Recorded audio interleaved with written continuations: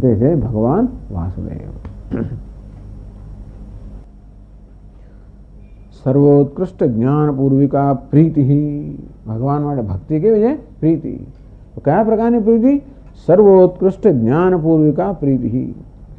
સર્વોત્કૃષ્ટ જ્ઞાન પૂર્વકની પ્રીતિ. આ ભક્તિ કેવી છે? જ્ઞાન પૂર્વકની પ્રીતિ. એટલે કહ્યું ને, અહમ સર્વસ્ય પ્રભવ મત્ત સર્વમ પ્રવર્તતે ઇતિ મત્વા ભજન્તે મામ. તો ભક્તના આ પ્રકારનું જ્ઞાન છે. અહમ સર્વસ્ય પ્રભવ, ભગવાન સર્વનો પ્રભવ અર્થાત ભગવાન સર્વનું ઉત્પત્તિ સ્થાન છે. મત્ત સર્વમ પ્રવર્તતે, જગતમાં જે કોઈ વસ્તુને પ્રેરણા મળે છે, પ્રેરણા ભગવાન પાસેથી મળે છે. ભગવાન ઉત્પત્તિ સ્થાન છે એટલે સર્વનું ઉપાદાન કારણ જે સત સ્વરૂપ છે, અને ભગવાન બધાની પ્રેરણા છે માટે ચૈતન્ય છે, ચિત્ત સ્વરૂપ છે. ભગવાન કહે છે સત અને ચિત્ત સ્વરૂપ. સત સ્વરૂપ એટલે જગતનું અધિષ્ઠાન, જગતનું ઉપાદાન કારણ. ચિત્ત સ્વરૂપ એટલે જગતનું નિમિત્ત, જગતનું પ્રેરક. તો સત પણ એ છે અને ચિત્ત પણ એ છે. એ પાછું જુદા જુદા નથી. જે સત્યમ છે એ જ જ્ઞાનમ છે અને એ જ અનંતમ છે. એવું અહમ સર્વસ્ય પ્રભવ મત્ત સર્વમ પ્રવર્તતે ઇતિ મત્વા.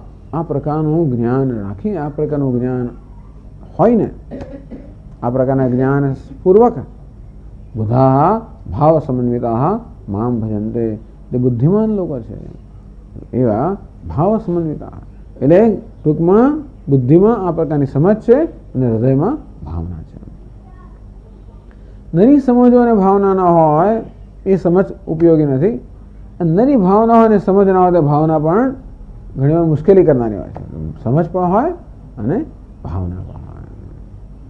મહાત્મ જ્ઞાન પૂર્વસ્તુ સુદૃઢ સર્વતોધિક સ્નેહ. એ સ્નેહ કેવો હોય? જે મહાત્મ્યના જ્ઞાનમાંથી ઉત્પન્ન છે. ભગવાન મહાત્મ્ય નું સર્વત્ર ગીતામાં એ જ વર્ણન કરવા, ભગવાનના મહાત્મ્યનું વર્ણન કરવામાં આવ્યું. ભગવાને પોતાનું બહુ પણ ફૂક્યા છે ને, પોતાની જાતના તો ચારે બાજુ જ્યાં ઉઘાડો ત્યાં એ જ દેખાય. 7મા અધ્યાયમાં કે હું જ છું બધું. રસોહમ અપ્સુ કાંતે પ્રભાસ્મિ શશિ સૂર્યયો પ્રણવસ્સર્વ વેદેશુ શબ્દ કે પૌરુષમ નૃષુ. જળમાં હું રસ સ્વરૂપે છું, પૃથ્વીમાં ગંધ સ્વરૂપે છું, સૂર્યમાં તેજ સ્વરૂપે છું, અગ્નિમાં હું ઉષ્ણતા રૂપે છું. બસ એ જ છું. બુદ્ધિમાન હું બુદ્ધિ સ્વરૂપે રહેલો. બુદ્ધિર્બુદ્ધિમતામ અસ્મિ, તેજસ તેજસ્વીનામહમ, બલમ બલવતામ ચાહમ, કામરાગ વિવર્જિતમ. બળવાનનું બળ પણ હું છું. ભગવાનના દર્શન કરો તો ક્યાં જવાની જરૂર છે? કોઈ બળવાન દેખાયો? કોણ છે? બળ સ્વરૂપ ભગવાન. અમારે બુદ્ધિમાન દેખાયો? બુદ્ધિ સ્વરૂપ ભગવાન. તેજસ્વી દેખાયો? તેજસ સ્વરૂપ ભગવાન. શક્તિમાન દેખાયો? શક્તિ સ્વરૂપ ભગવાન.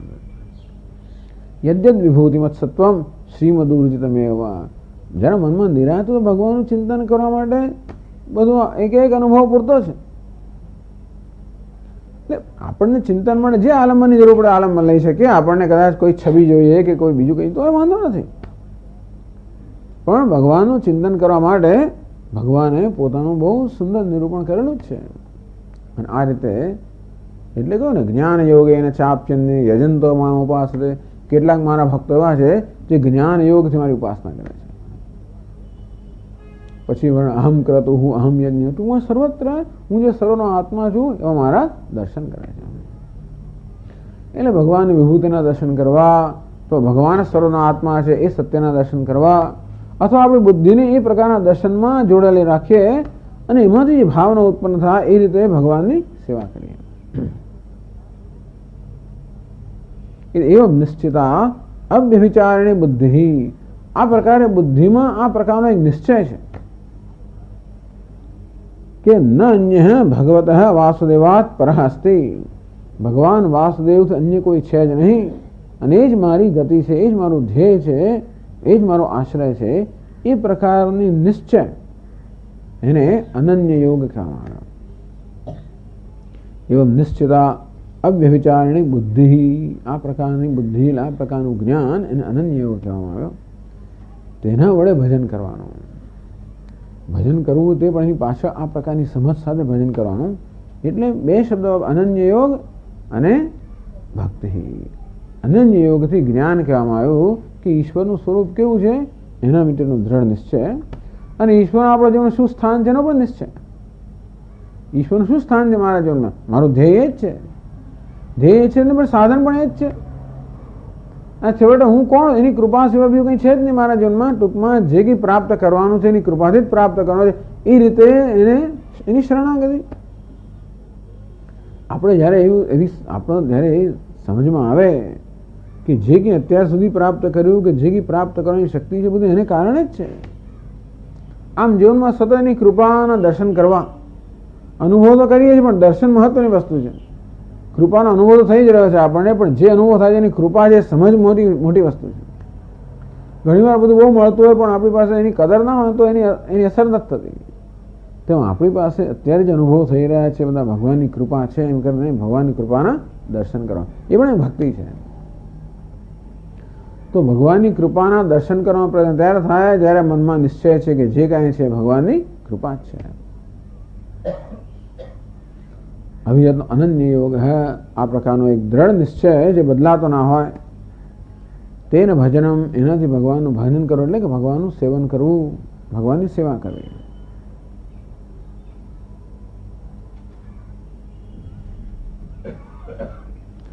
અવ્યભિચારિણી ભક્તિ કેનાવી પ્રતિકૂલ હેતુના નિવારયિતુમ અશક્ય. ભક્તિ કેવી છે? અવ્યભિચારણી, વ્યભિચાર નથી. વ્યભિચાર કોને કહેવાય? હમણાં અહીંયા પછી ત્યાં એમનો વ્યભિચાર કહેવાય.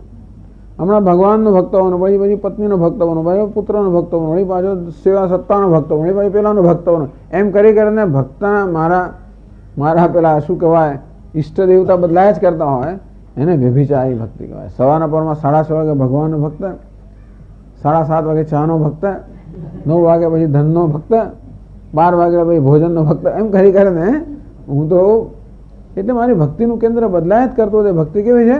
વ્યભિચારણી ભક્તિ, અવ્યભિચારણી ભક્તિ. કેના આવી એટલે ઈશ્વર સિવાય બીજા કોઈનું ભક્ત ના હો. સ્વામી દયાનંદજી સરસ કહેતા હોય છે કે આપણો બધા સાથેનો સંબંધ છે એ તો જાણે હંમેશા બદલાય કરતો એટલે દરેક વખતે દરેક વ્યક્તિ સાથે આપણો સંબંધ જુદો તો હોવાનો. માતા સાથે હું પુત્ર હોઉં, પિતા સાથે હું પુત્ર હોઉં, ભાઈ સાથે હું ભાઈ હોઉં, પુત્ર સાથે હું પિતા હોઉં, એમ કરી કરીને આ જગતમાં જે વ્યવહારિક સંબંધ છે કેવો છે? હંમેશા બદલાય કરતા હોય. પણ ઈશ્વર સાથેનો સંબંધ તો એક જ છે. એ ભગવાન છે અને હું ભક્ત છું. એટલે એ સંબંધ પણ આપણે જો ધ્યાનમાં રાખીએ કે ભલે ને હું પિતા સાથે હું જ્યારે વ્યવહાર કરતો હોઉં પુત્રના રૂપમાં, ત્યારે પણ ભગવાનની દ્રષ્ટિએ હું ભક્ત છું, પુત્ર ભક્ત. પુત્ર સાથે વ્યવહાર કરતી વખતે ભલે મારો પિતાની ભાવના હોય પણ હું કેવો છું? ભગવાનનો ભક્ત છું, પિતા ભક્ત. આમ પુત્ર, પિતા, ભાઈ, મિત્ર આ બધું બદલાય કરે પણ ભક્ત ભક્ત ભક્ત એક જ રહી શકે. કારણ કે બીજા બધા સંબંધો હંમેશા બદલાયા કરતા હોય છે. ઈશ્વર સાથેનો સંબંધ ક્યારે પણ બદલાતો નથી. એ વસ્તુ પણ યાદ રાખવી કે હું પિતા તો ખરો પણ કેવો છું? ભક્ત પિતા. એટલે ભક્ત અત્યારે પિતા તરીકે વર્તી રહ્યો છે એવું કહી શકાય. ટૂંકમાં હું મારી જાતને મુખ્યત્વે હું મારી રીતે શું માનું છું? મારી રીતે પુત્ર માનું છું કે ભક્ત માનું છું? જો હું પુત્ર માનતો તો પુત્ર અત્યારે ભક્તિ કરી રહ્યો છે એમ કહેવાય, અથવા ભક્ત માનતો ભક્ત અત્યારે પુત્રનો વેશ ભજવી રહ્યો છે એમ પણ કહેવાય ને. પેલું દ્રષ્ટાંત તો ખબર છે ને, સ્વામી દયાનંદ રસોઈયો એનું દ્રષ્ટાંત ખબર છે ને. ત્યારે એ રસોઈયાને ગાવાનો બહુ શોખ હતો તો રસોઈ કરતા કરતા ગાયા કરતો હોય અને કોઈ મળવા આવ્યા છે સ્વામીજીને કે કોણ ગાય છે? તો કે અમારો રસોઈયો ગાય છે.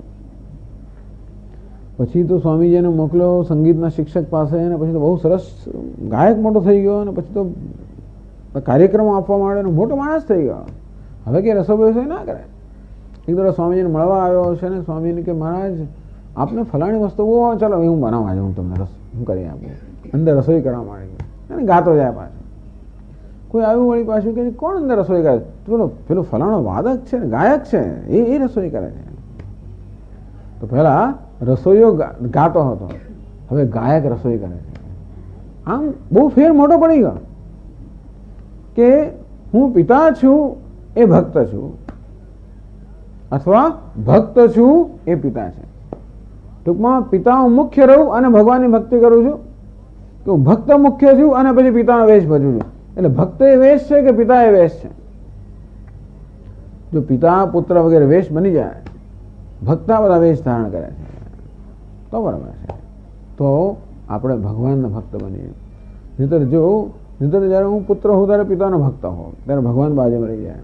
તો ભક્ત જો મુખ્ય હોવ અને પિતા પુત્ર જે કંઈ વેશ ભજવવાના હોય એ વેશ ભજવતા હોવ, એ રીતે ઈશ્વર આપણા જીવનમાં હંમેશા કેન્દ્ર સ્થાને રહે. વળી છે અહીંયા તો મધુસૂદનજી તો એમ કહે છે કે અવ્યભિચારણી કેનાભિ પ્રતિકૂલેન હેતુના નિવારયિતુમ અશક્યા.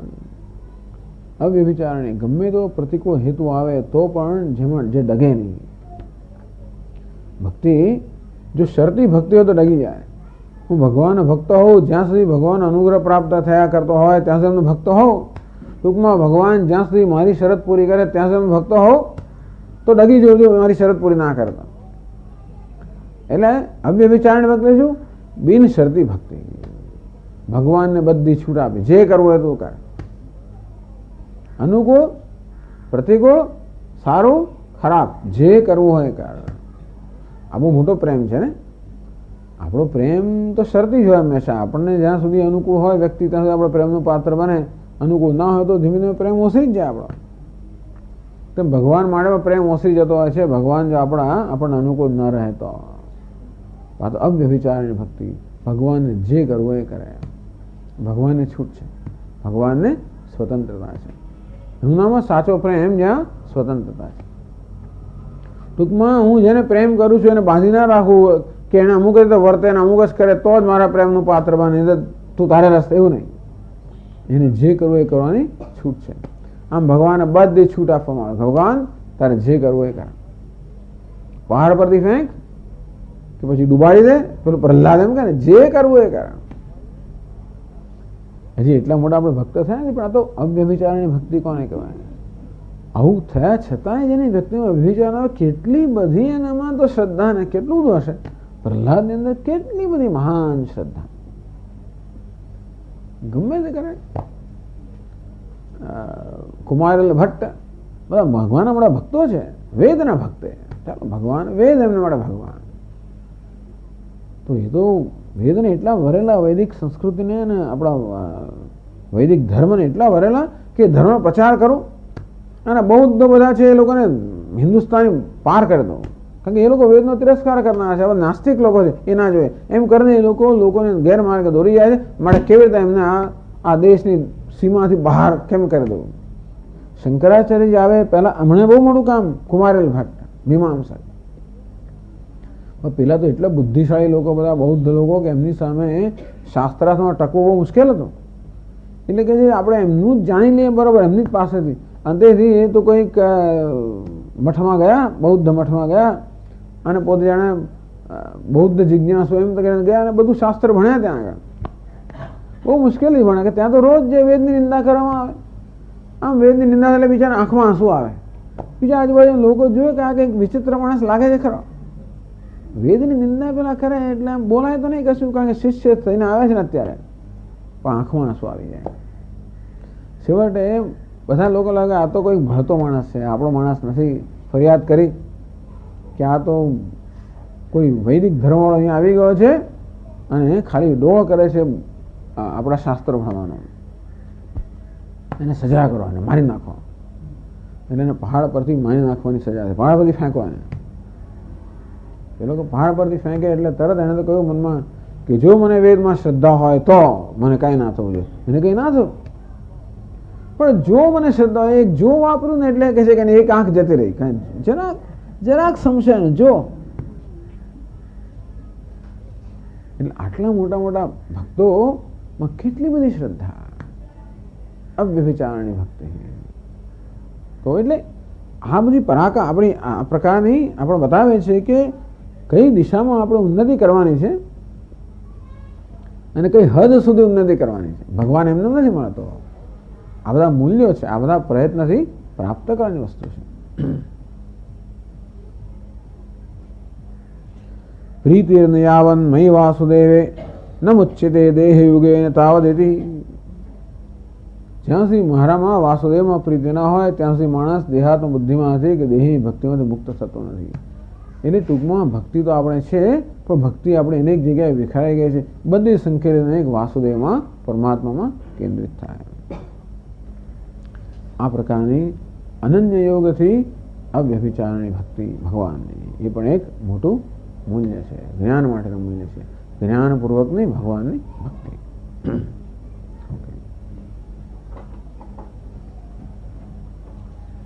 ઓમ પૂર્ણમદ પૂર્ણમિદં પૂર્ણાત પૂર્ણમુદચ્યતે પૂર્ણસ્ય પૂર્ણમાદાય પૂર્ણમેવાવશિષ્યતે. ઓમ શાંતિ શાંતિ શાંતિ. શંકરં શંકરાચાર્યં કેશવં બાદરાયણં सूत्रभाष्यकृतौ वन्दे भगवन्तौ पुनः पुनः. ईश्वरो गुरुरात्मेति मूर्तिभेदविभागिने व्योमवद्व्याप्तदेहाय दक्षिणामूर्तये नमः. ओम शांति शांति शांति. हरि ओम श्री गुरुभ्यो नमः. हरि ओम.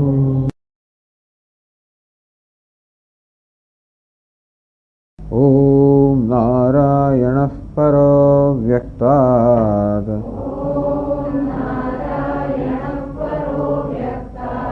अंडमव्यक्तसंभवम् अंडस्यान्तस्त्विमे लोकाः सप्तद्वीपा च मेदिनी. अमानित्वमदम्भित्वम् अहिंसा क्षान्तिरार्जवम् आचार्योपासनं शौचम् स्थैर्यमात्मविनिग्रहः इन्द्रियार्थेषु वैराग्यम् अनहंकार एव च जन्म मृत्युजरा व्याधि दुःखदोषानुदर्शनम् असक्तिरनभिष्वङ्गः पुत्रदारगृहादिषु नित्यं च समचित्तत्वम् इष्टानिष्टोपपत्तिषु मयि चानन्ययोगेन भक्तिरव्यभिचारिणी विविक्तदेशसेवित्वम् अरतिर्जनसंसदि अध्यात्मज्ञाननित्यत्वम् तत्त्वज्ञानार्थदर्शनम् एतज्ज्ञानमिति प्रोक्तम् अज्ञानं यदतोऽन्यथा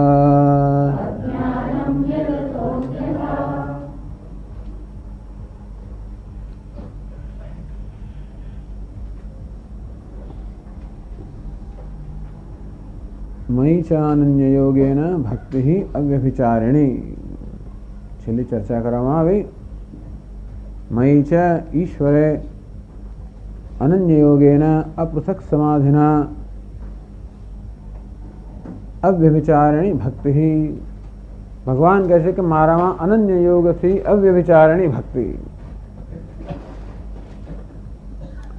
मयि भगवती वासुदेवे परमेश्वरे હું જે ભગવાન છું, સર્વ ઐશ્વર્ય ધરાવનાર છું, વાસુદેવ જે સર્વ અંતરાત્મા છું, પરમેશ્વર જે સમગ્ર જગતનો ઈશ્વર છું, જેના શાસનમાં જેના નિયમ પ્રમાણે સમગ્ર જગત પ્રવર્તમાન છે, એવો જે હું જગતના ભિન્ન નિમિત્ત ઉપાદાન કારણ અહમ સર્વસ્ય પ્રભવ જે જગતનું ઉપાદાન કારણ છે અને જે સર્વ પ્રવૃત્તિનો પ્રેરક છે, આવો હું જે સર્વનો આત્મા છું, જીવનનું એકમાત્ર સત્ય છું, હું જે છું એકમેવા દ્વિતીયમ વાસ્તવમાં હુંથી અન્ય કંઈ છે મત્તઃ પરતરમ નાન્યત કિંચિદ અસ્તિ ધનંજય. હે ધનંજય, જગતમાં હું ભગવાન સિવાય કશું છે જ નહીં, એવો હું. એટલે ભગવાનમાં અનન્ય યોગે અને અવ્યભિચારની ભક્તિ તો ખરી, પણ કેવો ભગવાન? જે ભગવાનની ગીતામાં સમજ આપવામાં એ પ્રકારનો ભગવાન. શરૂઆતમાં જેને પણ આપણે ભગવાન માનતા હોઈએ એમાં ભક્તિ, પણ અંતમાં આ પ્રકારના ભગવાનમાં જે એક અને અદ્વિતીય છે, જેના સિવાય અન્ય કંઈ છે જ નહીં, જે મનુષ્ય માત્રનું જીવનનું ધ્યેય છે. ભક્તિ ભક્તિ આપણે એના માટે હોય જે આપણા માટે મહત્વનું હોય, એના માટે આપણે ભક્તિ હોય. જે વસ્તુને જેનો મહત્વની ગણતા હોઈએ એના પ્રત્યે આપણા મનમાં આપોઆપ જ ભાવ હોય જ, એ આપણા જીવનનું ધ્યેય બની જાય. તો ભગવાન કહે છે કે પહેલાં તો એ સમજવાની જરૂર છે કે જીવનમાં હું સૌથી વધારે મહત્વનો છું. યમે વૈશ વૃણતે તેન લભ્ય તસ્યૈષાત્મા વિવૃણતે તનુમ સ્વામ. કઠોપનિષદમાં કહ્યું યમે વૈશ વૃણતે તેન લભ્ય. આ પરમાત્મા કોને પ્રાપ્ત થાય? યમેવ એષ વૃણતે. યમ પરમાત્મા એષ સાધક વૃણતે. જે પરમાત્માના સાધક વરણ કરે છે, વરમણા પહેરાવે, એટલે સાધક પરમાત્માનું વરણ કરે, સાધક પરમાત્માની પસંદગી કરે. તો કહે છે ઉપનિષદ કે પરમાત્મા એને પ્રાપ્ત થાય જેની સાધકે પસંદગી કરી છે. અર્થાત સાધક માટે કે જિજ્ઞાસુ માટે એકમાત્ર પસંદ કરવા યોગ્ય એકમાત્ર ધ્યેય જ્યારે હોય, એટલે ઈશ્વર જેના જો એકમાત્ર ધ્યેય હોય એને ઈશ્વર પ્રાપ્ત થાય છે. એમ વૈશ્વૃણતે. એટલે ભક્તિ ત્યારે જ થઈ શકે જ્યારે ભગવાનનું આપણે જેનું મહત્વ હોય. બાકી તો એની ભક્તિ કેવી થાય? ભગવાન આપણો મહત્વનો હોય. હવે આપણે આમ રોજ પૂજા પાઠ કરતા હોઈએ અને પછી નહીં તો ભગવાન રિસાઈ જશે અને કંઈક થશે એમ કરતા થોડું ભયથી નહીં આપણે કરતા હોઈએ, એ જુદી વાત છે. પણ ખરી ભક્તિ તો એને કહેવાય જ્યારે એનું આપણા જેનું મહત્વ હોય ત્યારે આપણે ભક્ત કહેવાય. અને મહત્વ એટલા માટે નહીં કે આપણો પ્રોવાઈડર છે, પ્રોવાઈડર અર્થાત જે જોઈએ આપનારો છે માટે એના ભક્ત છીએ આપણે. અને જ્યારે કશી ઈચ્છા થાય ત્યારે એની પાસે હાથ લાંબો કરીએ અને આપણી ઈચ્છાઓ પૂરી કરે છે માટે ભગવાનનું મહત્વ છે, એ પણ ખરું. તો ભગવાન ઈચ્છે કે એનાથી એનું વધારે મહત્વ હોય. મૈયાસક્ત મનાઃ પાર્થ યોગમ યુંજન મદાશ્રય. મદાશ્રય અર્થાત ભગવાન કહે છે કે હું જીવનનું ધ્યેય પણ હોવું જોઈએ અને હું જીવનનું સાધન પણ હોવું જોઈએ. મારો ઉપયોગ કરે ભલે કરે, ભગવાનને વાંધો નથી. સામે લોકો ભગવાનનો ઉપયોગ કરતા હોય છે બીજું કશું મેળવવા માટે, ભલે ભગવાન છે ને, આપણે ન ચલાવી લઈએ. કોઈ આપણો ઉપયોગ કરી જાય ને તો આપણે ન સ્વીકારી લઈએ. હા, આપણે ઈચ્છીએ કે ભાઈ મારો ઉપયોગ તમે શેના કરો છો? હું મહત્વનો છું કે વસ્તુ મહત્વની છે? આમ કોઈ આપણો લાભ લઈ જાય, આપણો ઉપયોગ કરી જાય, આપણું શોષણ કરી જાય તો આપણે સ્વીકારીએ નહીં. ભગવાન કંઈ વાંધો નહીં, ભગવાન છે ને. એટલે મોટાભાગના લોકો તો ભગવાનનો ઉપયોગ કરતા હોય. તિરુપતિ ભગવાન કે મહારાજ ભગવાન મારા ધંધામાં આપણો 1% એટલો ભાગ આપીશું તમને, 1000માંથી 1 રૂપિયો તમને આપીશું. ભગવાન કે ભલે ચાલો, તો હું તને 1000 રૂપિયા આપીશ તો મને 1 રૂપિયો તો મળશે, અને તેથી 1 રૂપિયો મેળવવા માટે 1000 રૂપિયા આપે. એટલે ભગવાન હોવાના કારણે એનો જે ઉપયોગ કરવો હોય એ કરવા માટે તૈયાર છે. એ યથામામ પ્રપદ્યન્તે તામ તથૈવ ભજામ્યહમ. જે રીતે મને પ્રાર્થના કરતા હોય કે મારું શરણ સ્વીકાર્યું હોય એ પ્રકારે અમે પર અનુગ્રહ કરો. જે માંગે તે આપું છું. આર્ત જિજ્ઞાસુ અર્થાર્થી જ્ઞાની ચ ભરદર્શન. એટલે ભક્ત માત્ર વિપત્તિમાં આવે ને મને યાદ કરે તો ચાલે, વિપત્તિમાંથી મુક્ત કરું છું. કે જરૂર પડે મારી પાસે હાથ લાંબો કરતા જરૂરિયાત પૂરી કરું છું. અને જિજ્ઞાસા એનામાં જન્મે અને મને જાણવાની ઈચ્છા કરે તો મને જ્ઞાન આપું છું. જે મારી પાસે ઈચ્છે તે પ્રકારે એમની ઈચ્છા પૂર્ણ કરું છું. ભગવાન ઈચ્છે કે આવું બધું નાનું ઈચ્છવાનું એટલે મને જ ઈચ્છે. બધાને એવું થાય તો ખરું ને છેવડે, આપણને થાય તો ખરું જ ને કે ભાઈ લોકો આપણે પેલા એક મહાત્મા હતા અને કોઈક શેઠજી હશે તો મહાત્માજીને મળવા ગયા તે બહુ સરસ ફૂલનો ગુચ્છો લઈ ગયેલા, પુષ્પગુચ્છ લઈ ગયા અને મહાત્માજીને આપ્યો. મહાત્માજી પુષ્પનો ગુચ્છ હાથમાં લીધો, પછી એને જોયા કરે, આમ જોયું, આમ જોયું, હા ક્યાં બહુ સુંદર, ક્યાં સુંદર. 15 મિનિટ સુધી કર્યા જ કર્યું. પેલો ભક્ત હતો કે મહારાજ પુષ્પગुच्छ आपको दिया ठीक है, लेकिन हमारी और भी जरा देखो ने, आप तो પુષ્પના ગુચ્છ તરફ જ જોયા કરો. તો ભગવાન કહે કે હું તને પુષ્પનો ગુચ્છ મેં તને આપ્યો છે, આજીવન આપ્યું બધું, એની તમે જોયા કરે આખો દિવસ, જગત સામે જોયા કરે છે. ત્યારે મારી સામે પણ જોયું, એટલે ભગવાનને પણ એવું થાય ખરું કે મારી સામે જુએ, કોઈક મારી નોંધ લે, કોઈક પણ હું પણ અગત્યનો હોઉં એ ભગવાનને થાય. એટલે ભગવાન કહે છે કે હું તારા જીવનમાં અગત્યનો હોઉં. એટલે તું મારો ઉપયોગ બીજા બધા માટે ન કર, પરંતુ તું મને જ. એટલે ભગવાન કહે છે કે જ્યારે મને પણ જુઓ. બીજી બધી વસ્તુઓની મહત્તા તો સમજાય છે, પણ ભગવાનની મહત્તા સમજાતી નથી. એટલે યમે વૈશ્વવૃણુતે, જે ઈશ્વરને પસંદ કરે છે, પરમાત્માને પસંદ કરે છે, અર્થાત એ જેના જીવનનો એકમાત્ર ધ્યેય છે. એ તો વિવેકથી થાય. આ બધામાં આ ભક્તિ તો જ્ઞાનના સંદર્ભમાં કહેવામાં આવે છે. એટલે આ ભક્તિમાં જ્ઞાન સંકળાયેલું હોવું જ જોઈએ, અને જોડે જોડે આ ભક્તિ જ્ઞાનની સાધન પણ હોવી જોઈએ.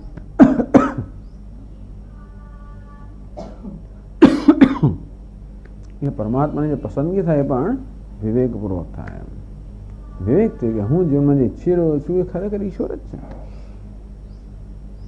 આમ માણસ ખરેખર પોતાની ઝીંખના જે હૃદયમાં રહેલી છે એ ઝીંખનાને સમજવાનો પ્રયત્ન કરે તો ખબર પડે કે એક જ વસ્તુ પોતે ઈચ્છી રહ્યો છે એ પરમાત્મા. એમ જેને જે નામ આપવું હોય તો હું પૂર્ણતા ઈચ્છું છું, સુખ ઈચ્છું છું, આનંદ ઈચ્છું છું, પણ છેવટે એનું વિશ્લેષણ કરે તો એ ઈશ્વર જ છે, પરમાત્મા છે.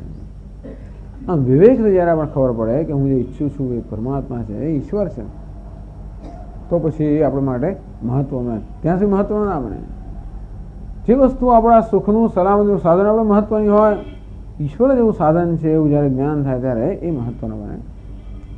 એટલે યમે વૈશ્વવૃણુતે તેને લભ્યા. ભગવાન કહે છે કે ઉપનિષદ કહે છે કે પરમાત્મા જેના વડે મહત્વનો છે, એકમાત્ર મહત્વનો છે, એ પરમાત્માને પ્રાપ્ત કરે છે. એટલે અનન્ય યોગેન ભક્તિ. ભગવાન કહે છે કે એવી ભક્તિ કે બીજા બધા કરતા ચઢિયાતી, અથવા તો મારા સિવાય કોઈને ભક્તિ તારા જીવનમાં હોય જ નહીં. બહુ ઉત્કૃષ્ટ ભક્તિની ભગવાન વાત કરે છે. મહી છે અનન્ય યોગેન ભક્તિ. અનન્ય યોગ અર્થાત બીજા કોઈ સાથે જોડાયેલો હોય જ નહીં, માત્ર મારી સાથે જ જોડાયેલો હોય એ પ્રકારનો યોગ, અર્થાત તારા જીવનમાં મારા સિવાય બીજા કોઈની ભક્તિ ના હોય, એક જ માત્ર ભક્તિનું કેન્દ્ર હોવાનું. મન મના ભવ મદ ભક્ત મદ્યાજી મામ નમસ્કુરુ. મન મના ભવ. ભગવાનનું કહે છે અનિત્યમ અસુખમ લોકમ ઇમમ પ્રાપ્ય ભજસ્વમામ. એ અર્જુના, જગત તો અનિત્ય છે, દુઃખમય છે, આવું જગત આવો મનુષ્ય દેહ પ્રાપ્ત કરીને તું મારું ભજન કર. ભગવાન કેમ ભજન કરું? મન મના ભવ મદ ભક્તો ભવ મદ્યાજી ભવ. પેલું તમારું ચિંતન કર. સૌથી પહેલા ભગવાન કહે મન મના ભવ, તમારું ચિંતન કર કે હું કોણ છું, તું કોણ છે તારા જીવનમાં. એટલે ટૂંકમાં જીવનમાં વિવેક કર. જે બુદ્ધિ તને આપવામાં આવી છે, બુદ્ધિથી તું વિવેક કર કે જીવનમાં શું મહત્વનું, શું ઉપયોગ, શું જીવનનું ધ્યેય છે. અને ત્યારે તને જ્ઞાન થશે કે હું ખરેખર બધી ઈચ્છાઓની પાછળ એક જ ઈચ્છા છે, અને છે આ ઈશ્વરને પ્રાપ્ત કરવાની ઈચ્છા. આ પહેલો વિવેક છે. મન મના ભવ મદ ભક્ત, તો તું મારો ભક્ત બનીશ. મન મના એટલે ભગવાનનું ભગવાનને મન અર્પણ કરીએ, એટલે કે ભગવાનનું ચિંતન કરીએ, આપણા જીવનનું ચિંતન કરીએ. જ્યારે આપણને એ પ્રકારની સમજ પડે કે ઈશ્વર જ જીવનમાં મહત્વનો છે, એટલે બીજી બધી વસ્તુ આત્મનસ્તુ કામાય સર્વમ પ્રેમ ભવતી. જગતમાં જે કે પ્રિય છે એ પ્રિય એટલા માટે છે કે આત્મા કે પરમાત્મા પ્રિય છે. એટલે બીજી બધી વસ્તુ માટે જે પ્રેમ છે તો માત્ર કેવો પ્રેમ છે? નૈમિત્તિક પ્રેમ છે. એક જ જગ્યાએ પ્રેમ આપણો છે, નિર્નિમિત્ત છે, સ્વાભાવિક છે, અનકન્ડિશનલ, બિનશરતી. જે એ વસ્તુનું જ્યારે જ્ઞાન થાય, વિવેક થાય, ત્યારે આપણો જન્મ એ મહત્વનો બને. મન મના ભવ. આ રીતે મારું ચિંતન કરવાથી જીવનમાં તું મારું મહત્વ સમજીશ અને તું મારો ભક્ત બનીશ. મદ ભક્ત હે એટલે એ ભક્તિ જે સમજમાંથી જન્મે એ ભક્તિ ટકાઉ હોય. મન મના ભવ મદ ભક્ત એટલે ભગવાન વડે પ્રેમ જન્મે. ટૂંકમાં મારામાં પ્રેમ તો છે જ, પણ હવે મને જ્યારે ખબર પડે કે બીજી બધી વસ્તુમાં જે પ્રેમ છે, એટલા માટે યાજ્ઞવલ્ક્ય ઋષિ મૈત્રેયને બહુ વિસ્તારથી કહે છે. નવારે પત્યુ કામાય પતિ પ્રિય ભવતી આત્મસ્તુ કામાય પતિ પ્રિય ભવતી. એમ જે કહે છે કે પતિ પ્રિય છે પતિ માટે નહીં પરંતુ આત્મા માટે પ્રિય છે, અને જગતમાં જે કંઈ પ્રિય છે એની માટે આત્મા માટે પ્રિય છે. એ કોનો એક જ હેતુ કે હે મૈત્રેય, જેથી તારું મન આ પતિમાં અને પત્નીમાં અને પુત્રમાં અને સેવકમાં બધામાં છે. કેમ છે? એમાં આસક્તિ છે. એટલા માટે કેમ આસક્તિ છે? કારણ કે એને સુખનું સાધન માનવામાં આવે છે. એટલા માટે હે મૈત્રી, આ બધા જગતની બધી વસ્તુઓનો જે પ્રેમ છે એ ખરેખર પ્રેમનું કારણ તો આત્માવાળાનો પ્રેમ છે. એમ કરીને એના મનને બીજે બધે નિવૃત્ત કરીને આત્માભિમુખ બનાવવા માટે કહેવામાં આવે. માણસ સ્વાર્થી છે ને બીજું મહત્વનું એટલા માટે નહીં, પણ પોતાના મનને અંતર્મુખ કેમ બનાવવું. મન કેમ બહાર જતું હોય છે? કારણ કે ત્યાં આસક્તિ હોય છે. પણ જ્યારે મનને ખબર પડે કે એવી બધી આસક્તિ પણ છેવટે આત્માની આસક્તિને કારણે ત્યારે ત્યાંથી મનની આસક્તિમાંથી મન નિવૃત્ત થાય. એટલે કહ્યું મન મના ભવ મદ ભક્ત. આ રીતે તું મારો ભક્ત બનીશ. જેમ મારી સમજ પ્રાપ્ત કરીશ તો મારો ભક્ત બનીશ. એ કેવો ઈશ્વરનો આપણા જીવનમાં સતત અનુગ્રહ હોય છે, કેવો ઈશ્વર આપણા જીવનમાં સતત સંકળાયેલો હોય છે, અને કેવી એની કૃપાથી જ આપણે જે કંઈ છીએ તે છીએ અને જે કંઈ કરી શકીએ બધું એની કૃપાને કારણે જ છે. આમ જેમ જેમ ઈશ્વર તત્વનું ચિંતન થશે તેમ તેમ એના પ્રત્યે પ્રેમ જાગૃત થશે. એટલે એ દ્રષ્ટિએ જોવા જઈએ તો આ જે જ્ઞાન છે એ જ્ઞાન ભક્તિનું સાધન બની ગયું. સમજ, જે પરોક્ષ જ્ઞાન છે એ ભક્તિનું સાધન છે અને ભક્તિ અપરોક્ષ જ્ઞાનનું સાધન છે. તો મન મના ભવ આ પ્રકારે તું મારું ચિંતન કર અને તો મારામાં તારો પ્રેમ જાગૃત થશે. મદ ભક્ત તો તું મારો ભક્ત બને. અને પ્રેમ જાગૃત થાય એટલે પછી મધ્યાજી તરત સેવા થવાની જ છે. પ્રેમ આપણને હોય એટલે આપોઆપ કંઈ કરવા આપણે ઈચ્છીએ જ. અને મધ્યાજી ભવ મદ ભક્તો ભવ મધ્યાજી ભવ. એ બહુ સરસ ભગવાન આખો ક્રમ બતાવે છે. મન મના ભગવાનનું સમજ જેમ જેમ પ્રાપ્ત થાય તેમ સ્નેહ જાગૃત થાય. સ્નેહ જાગૃત થાય એની સેવા થાય. સેવા કરવી એટલે શું? મામ નમસ્કરું, મને સમર્પિત થાય. સેવા કરવી અર્થાત પોતાનો અહંકાર રાગદ્વેષ ઈશ્વરને સમર્પિત કરવા. મામ નમસ્કરું. આખો આવી રીતે ભક્તિનો ભગવાને એક આખો ક્રમ બતાવ્યો. મામે વૈશ્યસી યુક્તવયમ આત્માનમ મત્પરાયણ એવમ આત્માનમ આમ એવમ યુક્તવા. આમ મારી સાથે તું જોડાયેલો રહીશ સતત. અને મામ આત્માનમ એષ્યસી, અને છેવટે હું જે સર્વનો આત્મા છું, તારાથી અભિન્ન છું, એને તું આત્મતયા પ્રાપ્ત કરીશ. આમ આખી ગીતામાં ભક્તિનું તો નિરૂપણ સતત છે જ છે. તો ભગવાન છે અનન્ય યોગ, ને એવો યોગ ભગવાન સાથે થાય કે જેમાં બીજા કોઈને સ્થાન ન હોય. આમ એકમાત્ર ભગવાનની ભક્તિ, અવ્યભિચારની ભક્તિ. જે ભક્તિમાં વ્યભિચાર હમણાં હોય ને પછી ના હોય એવું નહીં, સતત હોય. એ અવ્યભિચારની ભક્તિ ત્યારે જ હોય છે કે વ્યભિચાર એક જ સાથે આપણે નથી, અને તે આત્મા સાથે.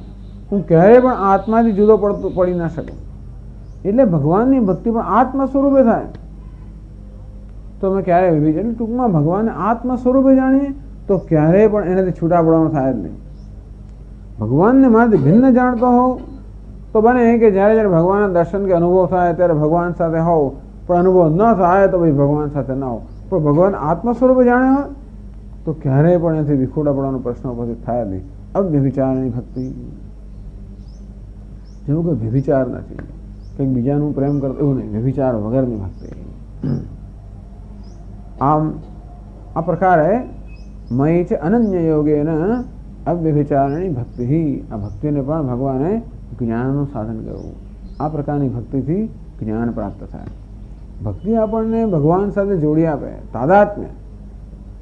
ભગવાનનું આત્મતા જ્ઞાન થાય પહેલાં આપણું જીવન એવું હોવું જોઈએ કે ભગવાન સાથે આઈડેન્ટિફાય થઈએ. આઈડેન્ટિફાય તો ભગવાનનો પક્ષ લેવો. આપણે અહંકારનો પક્ષ લઈએ અથવા તો ભગવાનનો પક્ષ લઈએ. ભગવાન કે મારો પક્ષ લે, સર એ જ કયા કરે છે ને આપણને એક જ ઉપદેશ આપે તું મારો પક્ષ લે. પ્રસાદ બુદ્ધિ એટલે શું? જે કંઈ ફળ પ્રાપ્ત થાય એ ઈશ્વરનો પ્રસાદ છે એમ કરીને સ્વીકારવું. એટલે કે ભલે મારો અહંકાર વિરોધ કરે કે આવું કેમ થયું, મેં આટલું કર્યું ભગવાન આવું કેમ કર્યું, સ્વામી આટલી આટલી મહેનત કરી આટલું કર્યું ને છતાં પણ આવું ભગવાન કેમ કરે, કેમ લઈ લે, કેમ આમ કરે, કેમ તેમ કરે, થાય. એ વખતે ભગવાનનો પક્ષ લેવો એટલે પ્રસાદ બુદ્ધિ ઈશ્વરનો કોઈ સંકેત છે, એ સર્વજ્ઞ છે, એ જાણે છે, તેથી સ્વીકારી લેવો. સ્વીકાર પ્રસન્નતાથી સ્વીકારી લેવો. હંમેશા ઈશ્વરને શંકાનો લાભ આપવો આ એક બહુ મોટી વસ્તુ છે. શ્રદ્ધા, ભગવાનને શંકાનો લાભ આપવો. એટલે આપણે આપણો પ્રયત્ન છોડી નહીં દેવાનો, આપણે તો પ્રયત્ન કરવાનો. તો પ્રયત્નમાં ભગવાનના વિરોધથી પ્રયત્ન કરીએ કે ભગવાનના સહકાર, એને સહકાર આપવાનો પ્રયત્ન કરીએ. જેનામાં શ્રદ્ધા હોય તો આપણો પ્રયત્ન એના સહકારથી અથવા એનો સહકાર પ્રાપ્ત થાય એને આપણે સહકાર આપીએ. પ્રસાદ બુદ્ધિ એ પણ ભગવાનની ભક્તિ છે. ઈશ્વરાર્પણ બુદ્ધિ, આ કર્મથી ઈશ્વર પ્રસન્ન થાઓ એ પણ ભગવાનની ભક્તિ છે. એટલે ભગવાનની ભક્તિ સક્રિય આપણા જીવનમાં આવે. જે કર્મ કરીએ પણ એને ખુશ કરવા માટે કરીએ, એ જે કંઈ આપે એને આપણે ખુશીથી સ્વીકારી લઈએ. ટૂંકમાં એ યોગનો અર્થ છે. યોગ એટલે ભગવાન સાથે જોડાવું, ભગવાન સાથે તદાકાર થવું, તો ભગવાનનો પક્ષ લેવો. અંગ્રેજીમાં એમ કહે કે ભગવાન સાથે આઈડેન્ટિફાય થવું, એનું ઉપાસના. ઉપાસના અર્થાત જે ઉપાસનાનો વિષય હોય એની સાથે એમાં તન્મય બનવું અથવા એની સાથે એક બનવું. ભક્તિ એટલે કે ઉપાસના. આપણા કર્મ દ્વારા, પ્રસાદ બુદ્ધિ દ્વારા સતત આપણે ઈશ્વર સાથે જ એક થઈએ. અહંકારનો પક્ષ ના લઈએ, ઈશ્વરનો પક્ષ લઈએ. તો આ પહેલું, તો પછી આપણે એને જાણીએ. એટલે જ્ઞાન પહેલાની અવસ્થા છે તાદાત્મ્ય. એટલે શાસ્ત્રોમાં, ઉપનિષદમાં હંમેશા ઉપાસનાનું વિધાન કરવામાં આવતું હોય છે કે જેને આપણે આત્મતયા જાણવા માંગીએ છીએ, જેને જાણવા માંગીએ છીએ એને જેવા પહેલાં થઈએ. એટલે પહેલાં ઈશ્વર જેવા થઈએ, એના બધા સદ્ગુણો આપણામાં આવે અને પછી એ ઈશ્વરનું આત્મતયા જ્ઞાન થાય. આ પ્રકારની, એટલે એ રીતે કહેવામાં આવે છે કે આ અવ્યભિચારની ભક્તિ જ્ઞાનનું સાધન છે. આ ભક્તિ આપણને ભગવાન જેવા બનાવે. એનામાં જે ગુણો છે એ ગુણો આપણામાં આવે અને તો પછી આપણે એને આત્મ સ્વરૂપે જાણી શકીએ, નહીં તો ન જાણી શકીએ. આપણે જેવા છે તેવા કોરાનો કોરા જઈએ, કઈ ઉદારતા આપણા મને આવી હોય, એવું કશું સૌમ્યતા આપણા મને આવી હોય, કશું ના આવી હોય અને આપણે ઈચ્છીએ કે બસ ભગવાનનું જ્ઞાન થઈ જાય, એવું ના થાય. બે વસ્તુ, કંઈક જીવનમાં કરવાનું પણ છે અને કંઈક જાણવાનું પણ છે. એટલે એમ માને કે માત્ર મનમાં ધ્યાન કરવાથી ને કંઈક કરવાથી મને જ્ઞાન થાય, એવું નથી થતું. આપણા જીવનમાં પરિવર્તન આવ્યું હોય તો પછી એ ધ્યાન આપણને જ્ઞાનનું સાધન બનાવે. આ ભક્તિ જે છે એ જીવનમાં સમગ્રતયા પરિવર્તન લાવવા માટે છે. ભગવાનનો પક્ષ લેવો, અહંકારનો પક્ષ ધીમે છોડવો અને તેથી ભગવાનના ગુણોને આપણે જીવનમાં અપનાવવા, કરીને એના જેવા થવું. સમોહમ સર્વભૂતેષુ નમે દ્વેષ્યોસ્તિ ન પ્રિય, એનો કોઈ દ્વેષ પણ નથી અને પક્ષપાત નથી. એવું કંઈક ગુણ આપણા પણ આવે. ભગવાન કહે છે કે હું સમગ્ર જગતનો આધાર છું, સમગ્ર જગતનો હું ગતિર ભરતા પ્રભુસ્સા આમ પિતાહમસ્ય જગત માતા ધાતા પિતામહ, હું બધાનું પોષણ કરનાર છું, બધાનું આવું બધું ભગવાન કરતો હોય છે.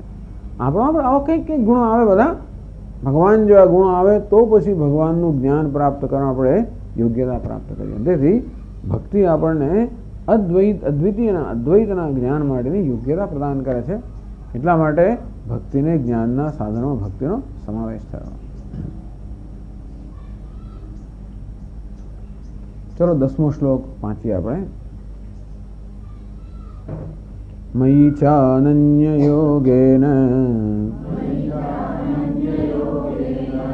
ભક્તિરવ્યભિચારિણી વિવિક્ત દેશ સેવિત્વમ અરતિર્જન સંસદી.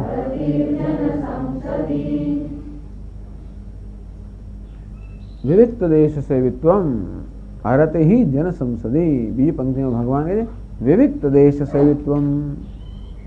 તો ભાષ્યમાં શંકરાચાર્ય સમજાવે છે 320મા પાના પર બીજો પેરેગ્રાફ. विविक्तदेशसेवित्वं विविक्तः स्वभावतः संस्कारेण वा अशुच्यादिभिः सर्पव्याघ्रादिभिश्च रहितः अरण्य नदीपुलिन देवगृहादिभिः विविक्तः देशः तं सेवितुं शीलम् अस्य इति विविक्तदेशसेवी तद्भावः विविक्तदेशसेवित्वं विविक्तेषु हि देशेषु चित्तं प्रसीदति यतः ततः आत्मादिभावना विविक्ते उपजायते अतः विविक्तदेशसेवित्वं ज्ञानमुच्यते।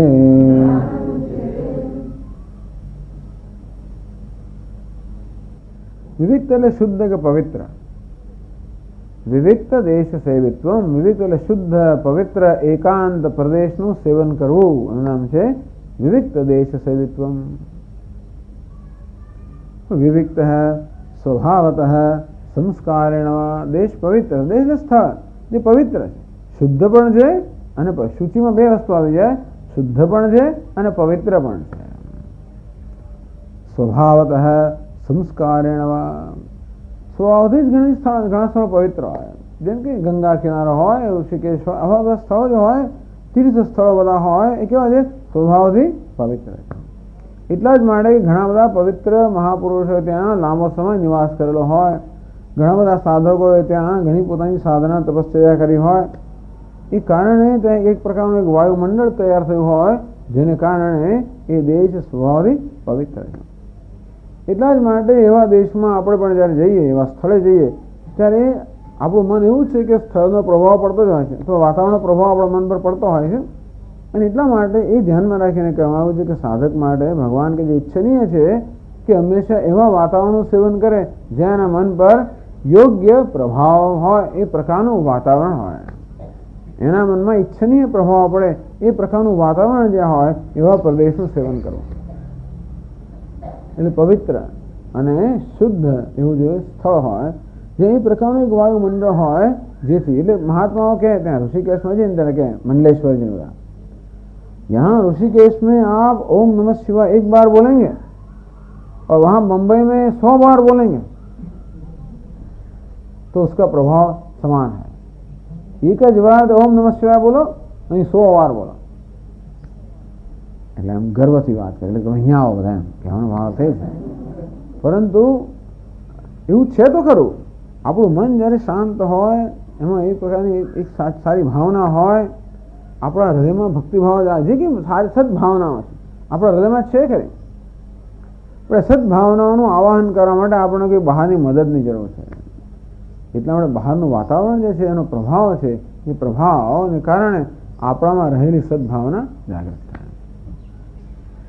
એટલા માટે વિવિક્ત દેશ સેવિત્વમ સ્વભાવતઃ, એટલા તીર્થ સ્થળ હોય, આ બધા જે પ્રદેશો છે એ સ્વભાવથી જ પવિત્ર હોય છે. સંસ્કારેણ વા, અથવા કદાચ એવા કોઈ સ્થળનું સેવન કરવું આપણે માટે શક્ય ન હોય, એટલે વારંવાર ન હોય, કદાચ વર્ષમાં આપણે અઠવાડિયો મહિનો જઈ શકતા હોય તો કરવું જોઈએ. જ્યારે પણ આપણને એવી તક મળે કે આપણે એ પ્રકારના પવિત્ર સ્થળનું સેવન કરી શકીએ તો એવી તક લેવી જોઈએ. ત્યારે પણ અઠવાડિયામાં 1 દિવસ, મહિનામાં થોડા દિવસ, વર્ષમાં થોડા દિવસ, જ્યારે પણ હંમેશા તો એવું ના બની શકે.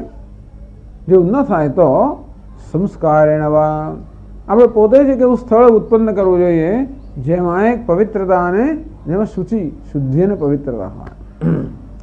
આપણે એવું સ્વચ્છ રાખીએ અને આપણે ત્યાં એક એવું વાતાવરણ ઉત્પન્ન કરીએ, આપણે પોતાની પૂજાથી, પાઠથી, જપ વગેરેથી, તપશ્ચર્યાથી આપણે એ સ્થળે એક વાતાવરણ ઉત્પન્ન કરીએ. શુચૌ દેશે પ્રતિષ્ઠાપ્ય સ્થિરમાસનમાત્મનઃ, ભગવાન કહે છે આસનમ આત્મન આસનમ સ્થિરમ પ્રતિષ્ઠાપ્ય, એક પોતાનું આસન હોય, પોતાનું જ આસન હોય, એને સ્થિર રીતે બરાબર સ્થાપિત કરવાનું.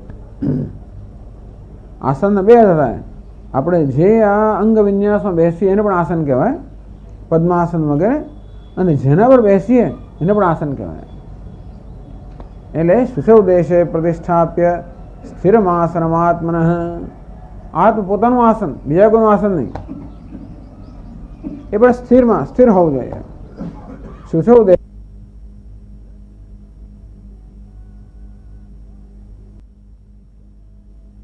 બડા સ્વામીજી હતા, એમનો શિબિર હતો, ત્યારે બધા ત્યાં તો પહેલા ઉત્તરકાશી ગયા એટલે ગંગાને જોઈને આમ લોકો બધા એકદમ એ ગાણા જેવા છે છોકરાઓ બધા બ્રહ્મચારી. ત્યાં જઈને આમ ધ્યાન, સ્વામીજી કહ્યું ત્યાં ધ્યાન ના કરશો ગંગા કિનારે, તો અંદર પડ્યા તો સીધા ગંગા સાગર પહોંચી જશો.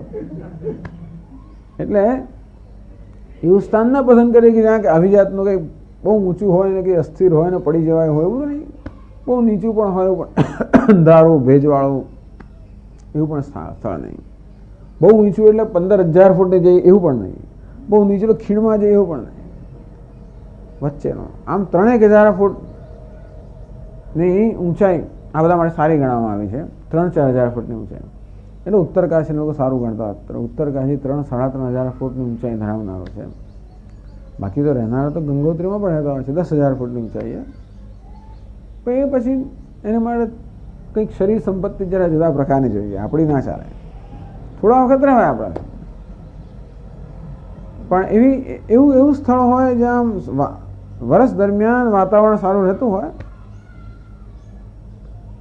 તો ચૈલા જેને કુશોત્તરમ આવી રીતે ચૈલ અજીન કુશ ઘાસ, અને ઉપર પછી મૃગચર્મ, ઉપર પછી વસ્ત્ર કંઈક બિછાવે ને આસન તૈયાર કરે.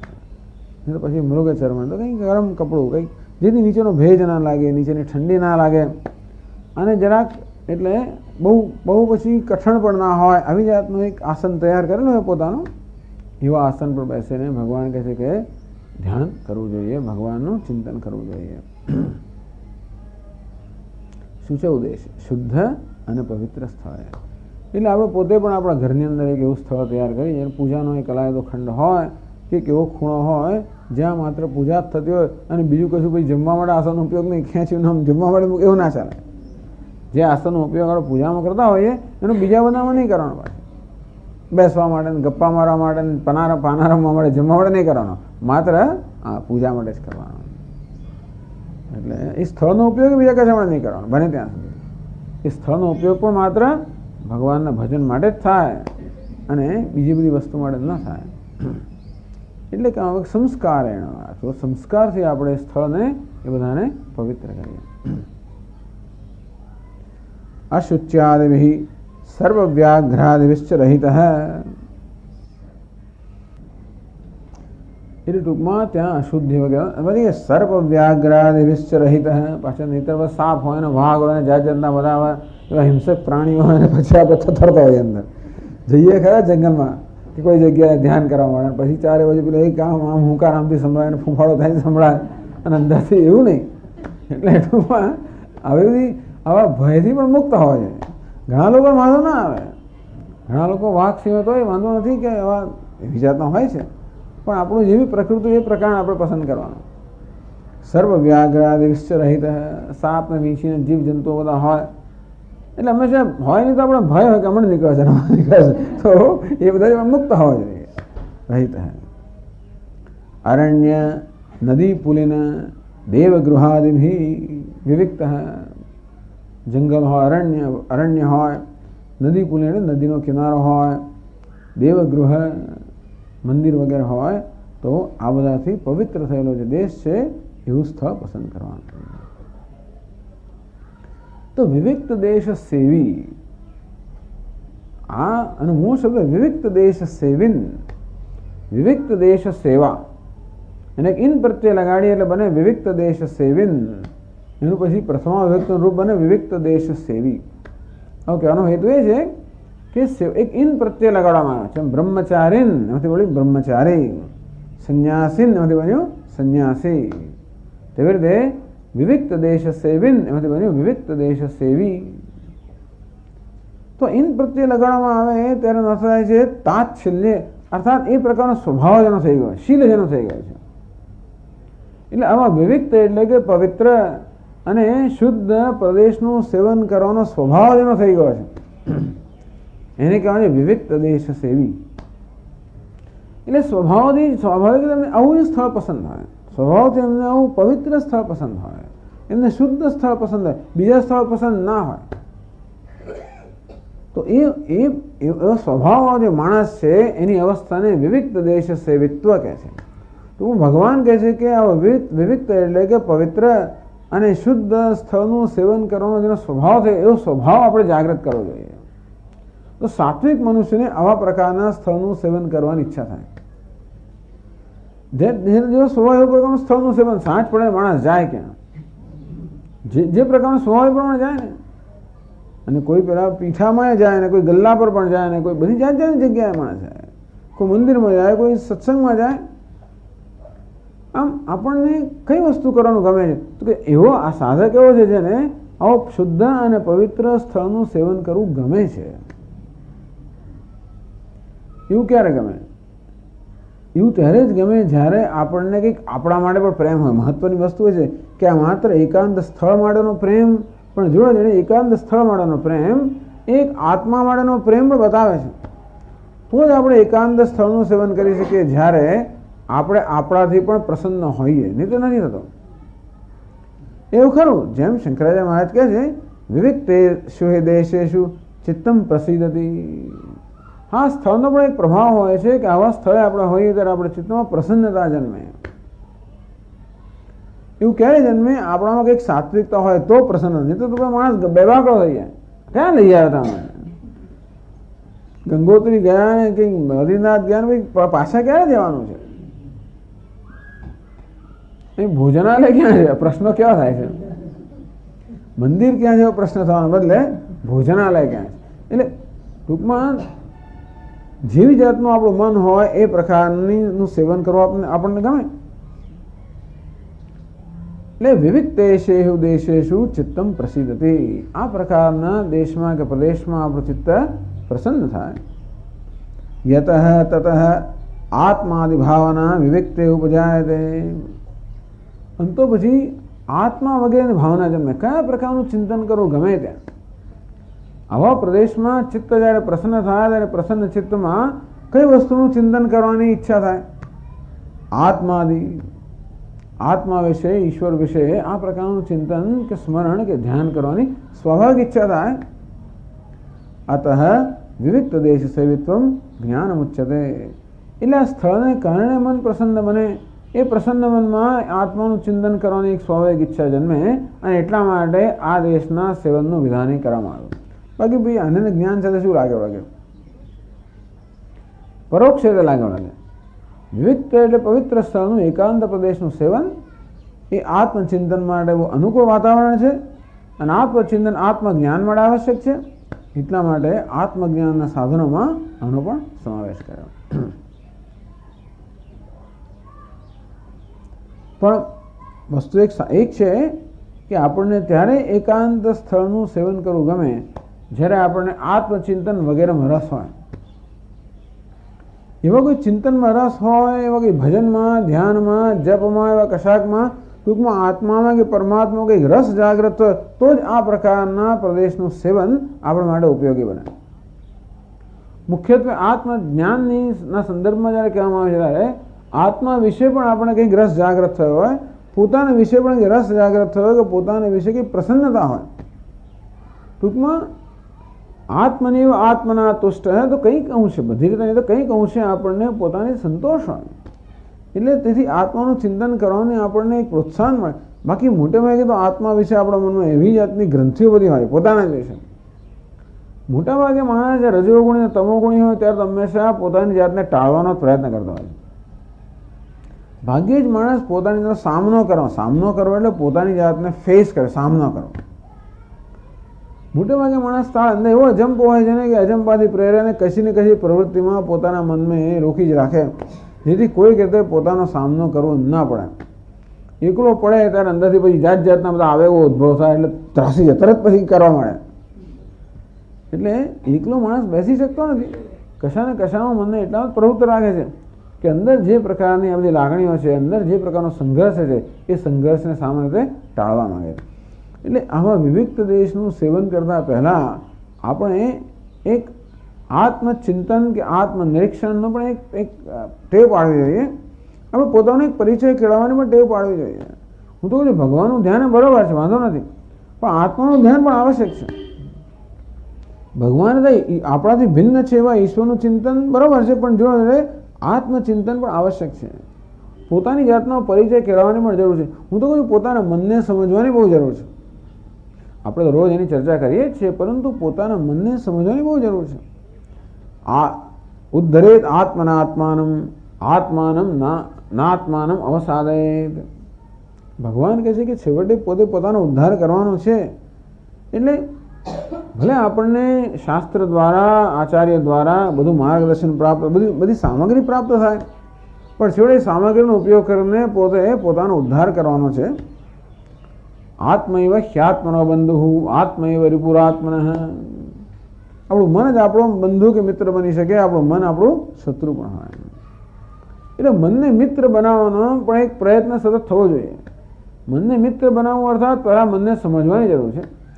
અને મનમાં જે કંઈ પ્રકારની અજંપો હોય, મનમાં જે પ્રકારની આવેગો હોય, જે કંઈ મૂંઝવણ હોય, એ બધાનું કંઈક કારણ હોય છે. અને તેથી આપણા મનને એ બધી મૂંઝવણોના, આવેગોના બધાના કારણને સમજવાની જરૂર છે.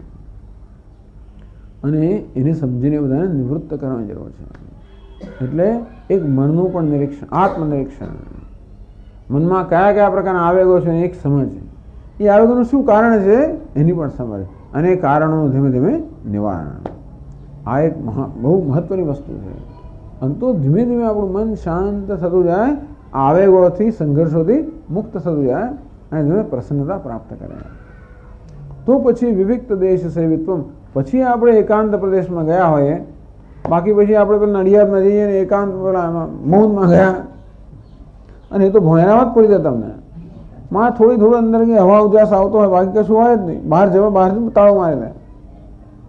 અને આપણે મોટો પડે કે અઠવાડિયા માટે ગયા હોય, અડધાથી 2 કલાકની અંદર આમ ગુંગળાઈ ગયો કે શું કરવું હોય, ક્યાં જવું, એટલે પછી એવું થઈ જાય. પણ એવી વસ્તુ આપણે ત્યારે મદદરૂપ થાય જ્યારે આપણને આપણી પોતાની કંપની ગમતી હોય. હંમેશા બીજાની જ કંપની જોઈતી જ હોય તો પછી આપણે આપણી કંપનીમાંથી સંતોષ ના હોય તો એકાંતનું સેવન ના થઈ શકે. પણ એટલે એકાંત પ્રદેશનું સેવન એ પણ એક મહત્વની વસ્તુ છે. અને એનો પણ એટલે ભગવાને વિવિક્ત દેશ સેવિત્વમ, તો આમાં કહેવું છે કેવા સમે શુચૌ શર્કર વન નિવાલુકા વિવર્જિતે શબ્દ જલાશયાદિ મનોનુકૂલે ન તો ચક્ષુપીડને ગુહા નિવાત શ્રેણે પ્રયોજયેત.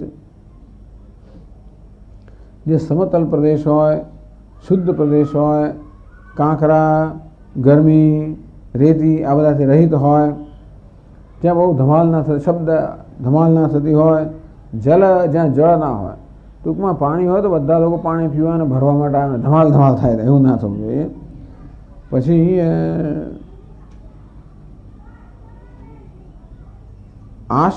જલાશયાદિ, એટલે આવું બધું ના હોય તો ત્યાં ધમાલ ના થતી, પ્રવૃત્તિ ના હોય, એ પ્રકારનું એક સ્થળ. મનોનુકૂળ, મનને જે અનુકૂળ હોય, ન તો ચક્ષુ પીડને આંખોને પીડા કરનારો ના હોય, ગુહા નિવાત શ્રેણે, કોઈ ગુહાની અંદર પવન બહુ ના હોય એવા પ્રકારનો પ્રદેશ પસંદ કરવો જોઈએ આવા માટે. ટૂંકમાં આપણે માટે એટલું કહી શકાય કે આવી રીતે એકાંતના સેવન માટેનો સતત પ્રયત્ન થવો જોઈએ. એકાંતના સેવન માટેનો એક પ્રેમ જન્મવો જોઈએ. અને છોડ એકાંતનું સેવન, એકાંતનો અર્થ એવો પણ કરે છે, એકાંતનો અર્થ કે વિવિક્તનો અર્થ એવો પણ કરે છે કે વિવિક્ત એટલે ખરો વિવિક્ત તો આત્મા જ છે. જો મુખ્ય અર્થમાં વિવિક્ત એટલે એકલો જ હોય અને પવિત્ર હોય અને શુદ્ધ હોય તો આત્મા જ છે. એટલે વિવિક્ત દેશ સેવિત્વ એટલે મહાપુરુષો જે સેવન કરે છે તો આ મુખ્ય અર્થમાં વિવિક્ત જે પરમાત્મા એનું સેવન કરે છે. પણ એનું સેવન કરવા માટે એક આત્માનાત્મ વિવેક, એ પ્રકારનું અંતઃકરણમાં વિવિક્ત હોય, અંતઃકરણમાં પવિત્ર થાય, અને તો સ્વસ્થળમાં પવિત્ર સ્થળ, પવિત્ર અંતઃકરણ, એ દ્વારા પવિત્ર આત્માનું સેવન. આ રીતે વિવિક્ત દેશ સેવિત્વ.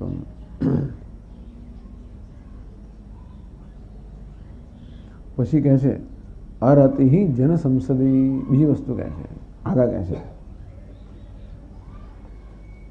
અરતિ અરમણમ ક્વ જન સંસદે જનાનામ પ્રાકૃતાનામ સંસ્કાર શૂન્યાનામ અવિનીતાનામ કલહોન્મુખિત ચિત્તાનામ નથી સંસદ સમવાય જન સંસદ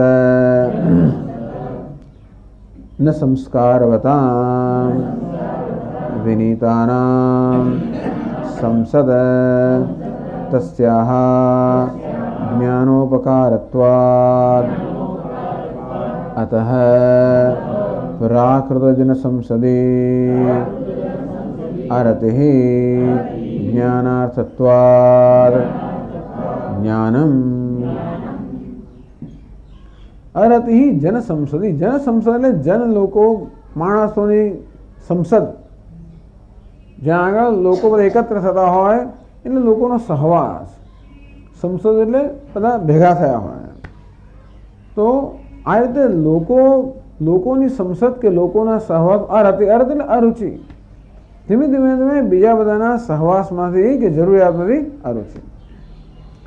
એટલે આપણે વિવેક દેશની વાત કરીએ એમાં એક ઉમેરી શકાય કે જેવી રીતે પવિત્ર સ્થળનું સેવન જે છે એ પણ આત્મચિંતન માટે અનુકૂળ છે, તેમ પવિત્ર એવા પુરુષોનું પણ સત્સંગત્વે નિસંગત્વમ, આમ વિવેક દેશ સેવિતમાં સત્સંગ પણ આવી જાય. એ પ્રકારના જે એવું ચિત્ત ધરાવનારા જે સાધુ પુરુષો હોય, જે આપણા મનમાં એવી પ્રકારના અનુકૂળ એવો પ્રભાવ ઉત્પન્ન કરી શકે, એ લોકોનું સેવન પણ આવી જાય અંદર. એના સંદર્ભમાં કહેવાય છે અરતિઃ જન સંસદે. આમ તો જન સંસદ એટલે લોકોની ભીડ, અથવા લોકોની ભીડ પણ નહીં, પરંતુ લોકોનો સંપર્ક, લોકોનો સહવાસ, એ લોકોના સહવાસમાં પણ એક પ્રકારની અરુચિ. તો કયા લોકોનો સહવાસ? એટલે શંકરાચાર્ય મહારાજ કહે જનાનામ, જન સંસદી, જનાનામ સંસદ, લોકો એકત્રિત થયા બધા, એને જન સંસદ કહેવાય. કેવી? સંસ્કાર શૂન્યનામ. તો જે સંસ્કાર શૂન્ય લોકો હોય, પ્રાકૃત લોકો હોય, પ્રાકૃતાનામ, પ્રાકૃત લોકો એટલે પ્રકૃતિને ભરેલા લોકો, અણઘડ લોકો. અણઘડ એટલે બહારના વ્યવહારમાં નહીં, આધ્યાત્મિક દ્રષ્ટિએ અણઘડ. પ્રાકૃત એટલે પ્રકૃતિને ભરેલા લોકો. પ્રકૃતિ એટલે રાગ દ્વેષ, આ બધી અર્થ અને કામ, ટૂંકમાં પ્રકૃતિ અર્થ અને કામ, અર્થ અને કામ જ જેમના જીવનનું ધ્યેય છે એવા લોકોને પ્રાકૃત લોકો કહીએ. ટૂંકમાં ભોગ જેમના જેનું ધ્યેય છે એ લોકો આપણે પ્રાકૃત, કે ભોગ એ પ્રકૃતિનો ધર્મ છે, અને એ પ્રાકૃત જનો એટલે પ્રકૃતિની અંદર ભરેલા, પ્રકૃતિને ભરેલા એવા જે ભોગી લોકો હોય એને માટે પ્રાકૃતાનામ, સંસ્કાર શૂન્યનામ, જે લોકોમાં સંસ્કાર, આધ્યાત્મિક સંસ્કાર નથી. અવિનીતાનામ, જેનો વિનય નથી. અહીં કલહોન્મુખિત ચિત્તાનામ, અને વળી હંમેશા તમારી ચાવડ નથી, પણ આમાં છે જેમને કલહ કરવો, ઝઘડો કરવો એ પ્રકારનું ચિત્તજનું છે. એ પ્રકાર એ લોકોને જે એવા લોકો એકત્રિત થતા હોય ને, તો કે એમના સહવાસ હંમેશા એ તો છોડવો જ જોઈએ. જેમ સત્સંગ, સત્પુરુષોનો સંગ આપણે જાણી જોઈને કરીએ, તેમ દુર્જનોના સંગમાંથી હંમેશા મુક્ત રહેવું એ પણ એક મહત્વ છે. નારદ ભક્તિ સૂત્રમાં નારદ ઋષિ ચોખ્ખું કહે છે કે ભક્ત લોકોએ ક્યારે પણ એવા લોકોનો સંપર્ક ના કરવો જ્યાં આગળ ભક્તિથી વિરુદ્ધની વાતો થતી હોય, જ્યાં સ્ત્રીઓની ચર્ચા થતી હોય, ધનની ચર્ચા, ટૂંકમાં અર્થ અને કામની ચર્ચા થતી હોય, તો એ પ્રકારની આપણી વૃત્તિને ઉત્તેજિત કરે એવી ચર્ચા જ્યાં થતી હોય એનાથી દૂર જ રહો. હવે પછી આપણે એવા નિષ્ઠ બની જઈએ કે ગમે તે ચર્ચાથી કશું આપણે થાય જ નહીં તો વાંધો નથી. સ્થિર પ્રજ્ઞા આપણે બની ગયા હોઈએ, જ્યાં ગમે તે સ્થળ, જેમ બડા સ્વામી દ્રષ્ટાન આપે ને, પેલી દરિયાની અંદર પેલી દીવાદાળી હોય, ગમે તેના તોફાનો, ગમે તે વાવાઝોડા હતો હોય, દીવાદાળી જેવી કે અટલ રહે ને, એવા દીવાદાળી જેવા બની જાય પછી વાંધો નહીં. એવા ન બન્યા હોય ત્યારે આપણે ઉડી જતા હોઈએ પવનમાં, તો પછી એવા સ્થળે જવું જ્યાં વાવાઝોડા ન હોય. એટલા માટે કહેવામાં છે કે એવા પ્રાકૃતજનો, સંસ્કાર રહિત હોય એવા જે દુર્જનો હોય એ લોકોનો સંપર્ક કે સહવાસ ટાળવો જ જોઈએ. કારણ કે જેવી રીતે સત્પુરુષોના સંપર્કને કારણે આપણા પર સાત્વિક અસર પડે તેમ આવા રાજસ ને તામસ સ્વભાવ ધરાવનારા લોકોના સંપર્કથી એવી રજોગુણ ને તમોગુણની અસર પડે છે. રજોગુણ એટલે ભોગ અને તમોગુણ એટલે ક્રૂરતા. એમને ત્યાં આવા લોકોના સંસદમાં વાતોચીતો પણ કેવી થતી હોય, એવી જ હંમેશા ભોગની વાતો થાય, અર્થકામની વાતો થતી હોય. ત્યાં હાંસી ઉડતી હોય. કોની હાંસી ઉડે? ત્યાં આગળ ભગવાનની હાંસી ઉડે, મહાત્માઓની હાંસી ઉડાતી હોય, શાસ્ત્રોની હાંસી ઉડાવતા હોય. સાત્વિક એ નહીં, જેમને રજોગુણ ને તમોગુણ જેનો સ્વભાવ છે એ લોકોને સત્વગુણ મળે પ્રેમ ના જ હોય, સત્વગુણની હાંસી ઉડાવે. સાત્વિક લોકો હોય કદાચ પેલાની સાત્વિક કોઈ હાંસી ના ઉડાવે લોકો, પણ છતાં એ લોકોને પેલામાં રસ ના હોય, રુચિ ના હોય. રજો ભોગ વૃત્તિ ધરાવનારા લોકોને આમાં રુચિ હોય જ નહીં. અને એટલું રુચિ ના હોય એટલું પણ આનો દ્વેષ કરવાના. આપણે તમે જોયો કે જે લોકોને આમાં રુચિ નથી ને એનો દ્વેષ કરે. ઘરમાં કોઈ જતું હોય તો એનો દ્વેષ કરે, એને કોઈ ને કોઈ રીતે એનો વિઘ્ન લાવવાનો પ્રયત્ન કરે, એવું કરે. કલહોન્મુખિત ચિત્તાના, કલહમાં જેમને લોકોનો રસ હોય. અને હવે લોકોની સાથે ચર્ચા કરો ને તો આપણા મનની શ્રદ્ધા દગાવી નાખે આ લોકો. અમે આપણામાં શ્રદ્ધા એટલી બધી મજબૂત ના થઈ હોય અને આ લોકો તમે બે ચાર એવી દલીલો કરે ને કે આપણી શ્રદ્ધા ડગી જાય. એટલે એવી હંમેશા એવો સંપર્ક કરવો જ્યાં આપણા મનમાં આપણી શ્રદ્ધા જે છે એ બળવત્ત બને, તો આપણી શ્રદ્ધાને પુષ્ટિ મળે, આપણા ભક્તિભાવને પુષ્ટિ મળે, તો આપણા સદગુણોને પુષ્ટિ મળે. એ પ્રકારની સંપર્ક હંમેશા રાખવો અને જ્યાં જ્યાં એને વિરુદ્ધનું વાતાવરણ હોય ત્યાંથી દૂર રહેવું. તો સમય ઘરથી દૂર ક્યારે, ઘરમાં જવું હોય તો શું કરીએ, એવું પણ થાય ઘણી વાર. એ કે તો આ સલાહ ભગવાન કોને આપે છે? ભગવાન જાણે. પછી ગૃહસ્થના તો આપણે પણ ઘરની અંદર જેવું હોય તો આપણે શું કરીએ? કંઈ ના થઈ શકે, હું માનું છું. શું કરું મને ખબર નથી, પરંતુ ઘણા બધા પ્રશ્નનો ઉત્તર હોતો જ નથી ખરેખર. કારણ કે હવે તો એના સંપર્કો ચાલે એમ હોય જ નહીં. તેથી ચાલો જે હોય તો ભગવાનને પ્રાર્થના કરીએ કે ભગવાન એમને મદદ કરે, ભગવાન એમને સદબુદ્ધિ આપે. આપણે સદબુદ્ધિ આપવાનો પ્રયત્ન ના કરો, ભગવાનને પ્રાર્થના કરીએ. આપણે પ્રયત્ન કરીએ તો તરત આપણો હુમલો જ થાય. હવે તમે કોણ કહેનારા, તું કોણ કહેનાર, તું કોણ? તેથી એટલે એ વખતે આવી ચર્ચાઓ છેડવી જ નહીં.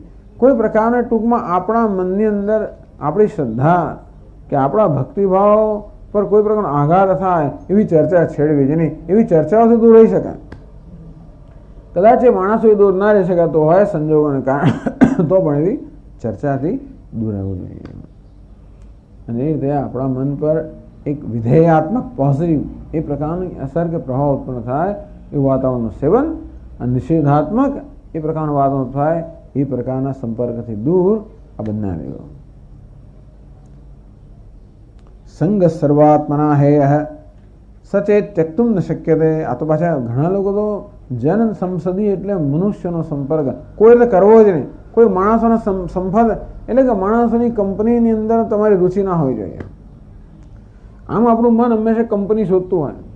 ચાલો જરા એકલા છીએ તો કોઈને મળવા જઈએ, કોઈને ટેલિફોન કરીએ, કોઈની સાથે. એટલે આમ સામે આપણને હંમેશા સહવાસ માટેનો એક જરૂરિયાત હોય જ છે. એકલતા આપણે જરા બોર થઈ જઈએ ને, કંટાળી જઈએ. કે મેં કહ્યું ને, પણ આપણે એકલા પોતાની જાતથી પ્રસન્ન હોતા નથી.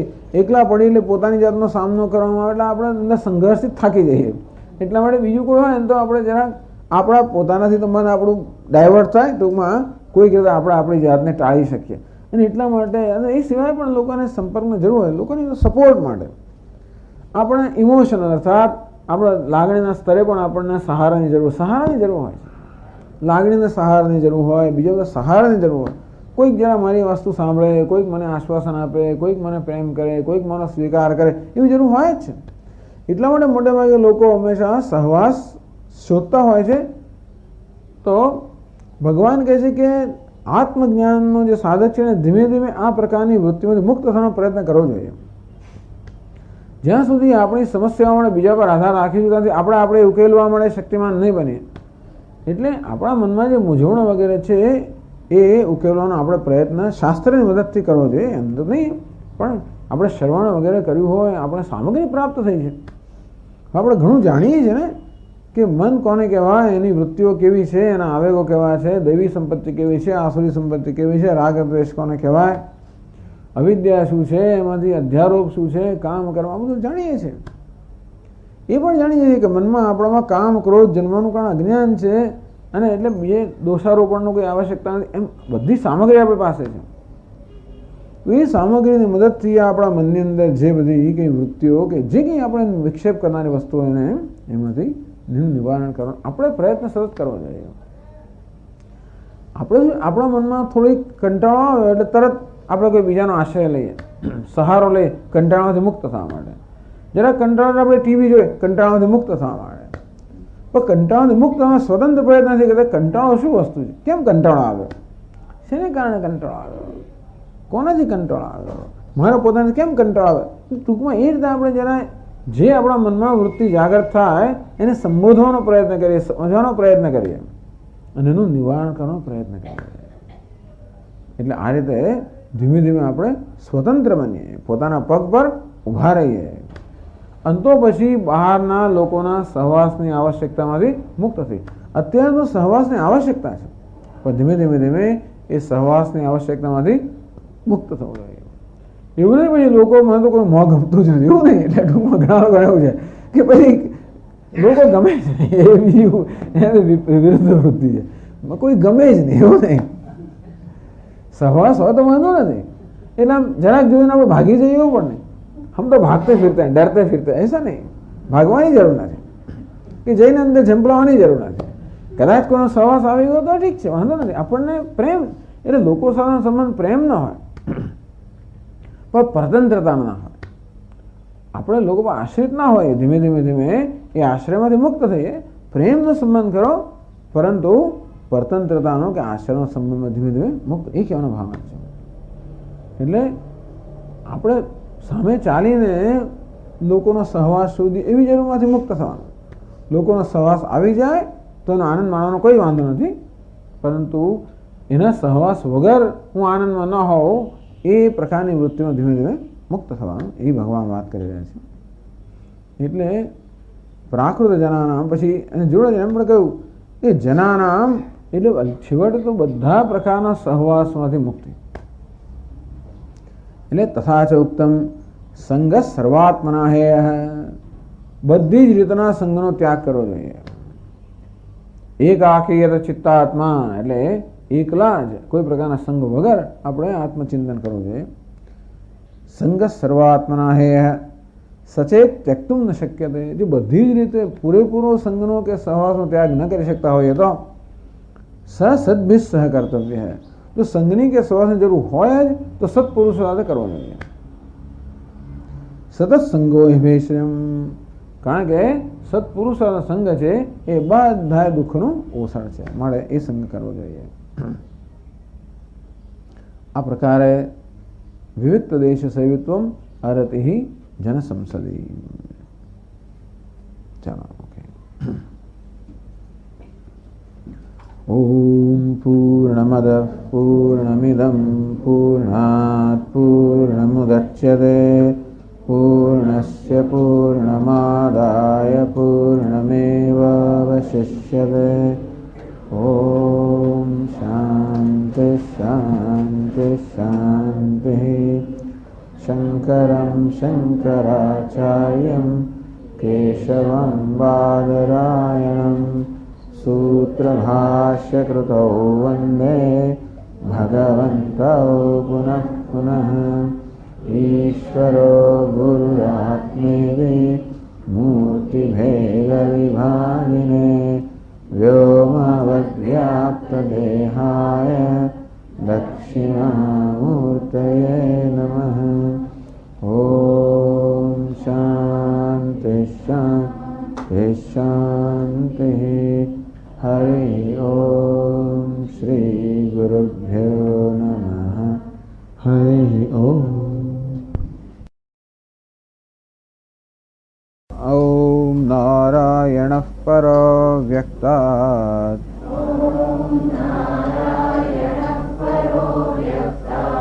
અંડમવ્યક્તસંભવम् અંડસ્યાन्तस्त्विमे लोकाः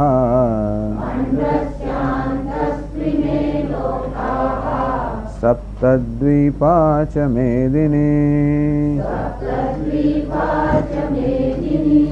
अमानित्वमदम्भित्वम् अहिंसा क्षान्तिरार्जवम् आचार्योपासनं शौचम् स्थैर्यमात्मविनिग्रहः इन्द्रियार्थेषु वैराग्यम् अनहंकार एव च जन्म मृत्युजरा व्याधि दुःखदोषानुदर्शनम्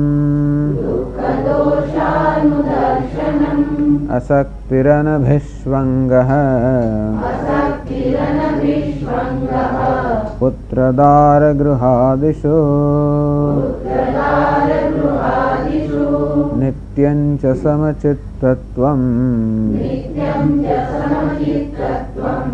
इष्टानिष्टोपपत्तिषु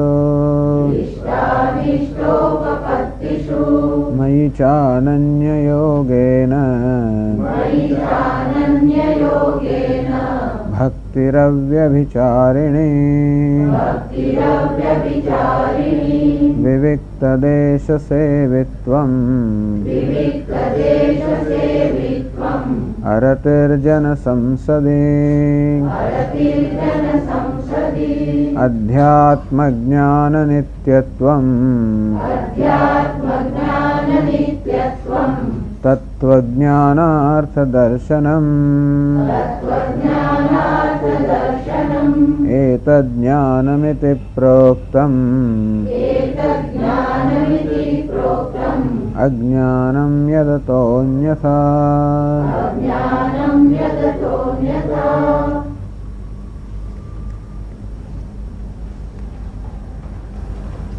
मयि च अनन्ययोगेन थोड़ा आवाज मोटो काम दे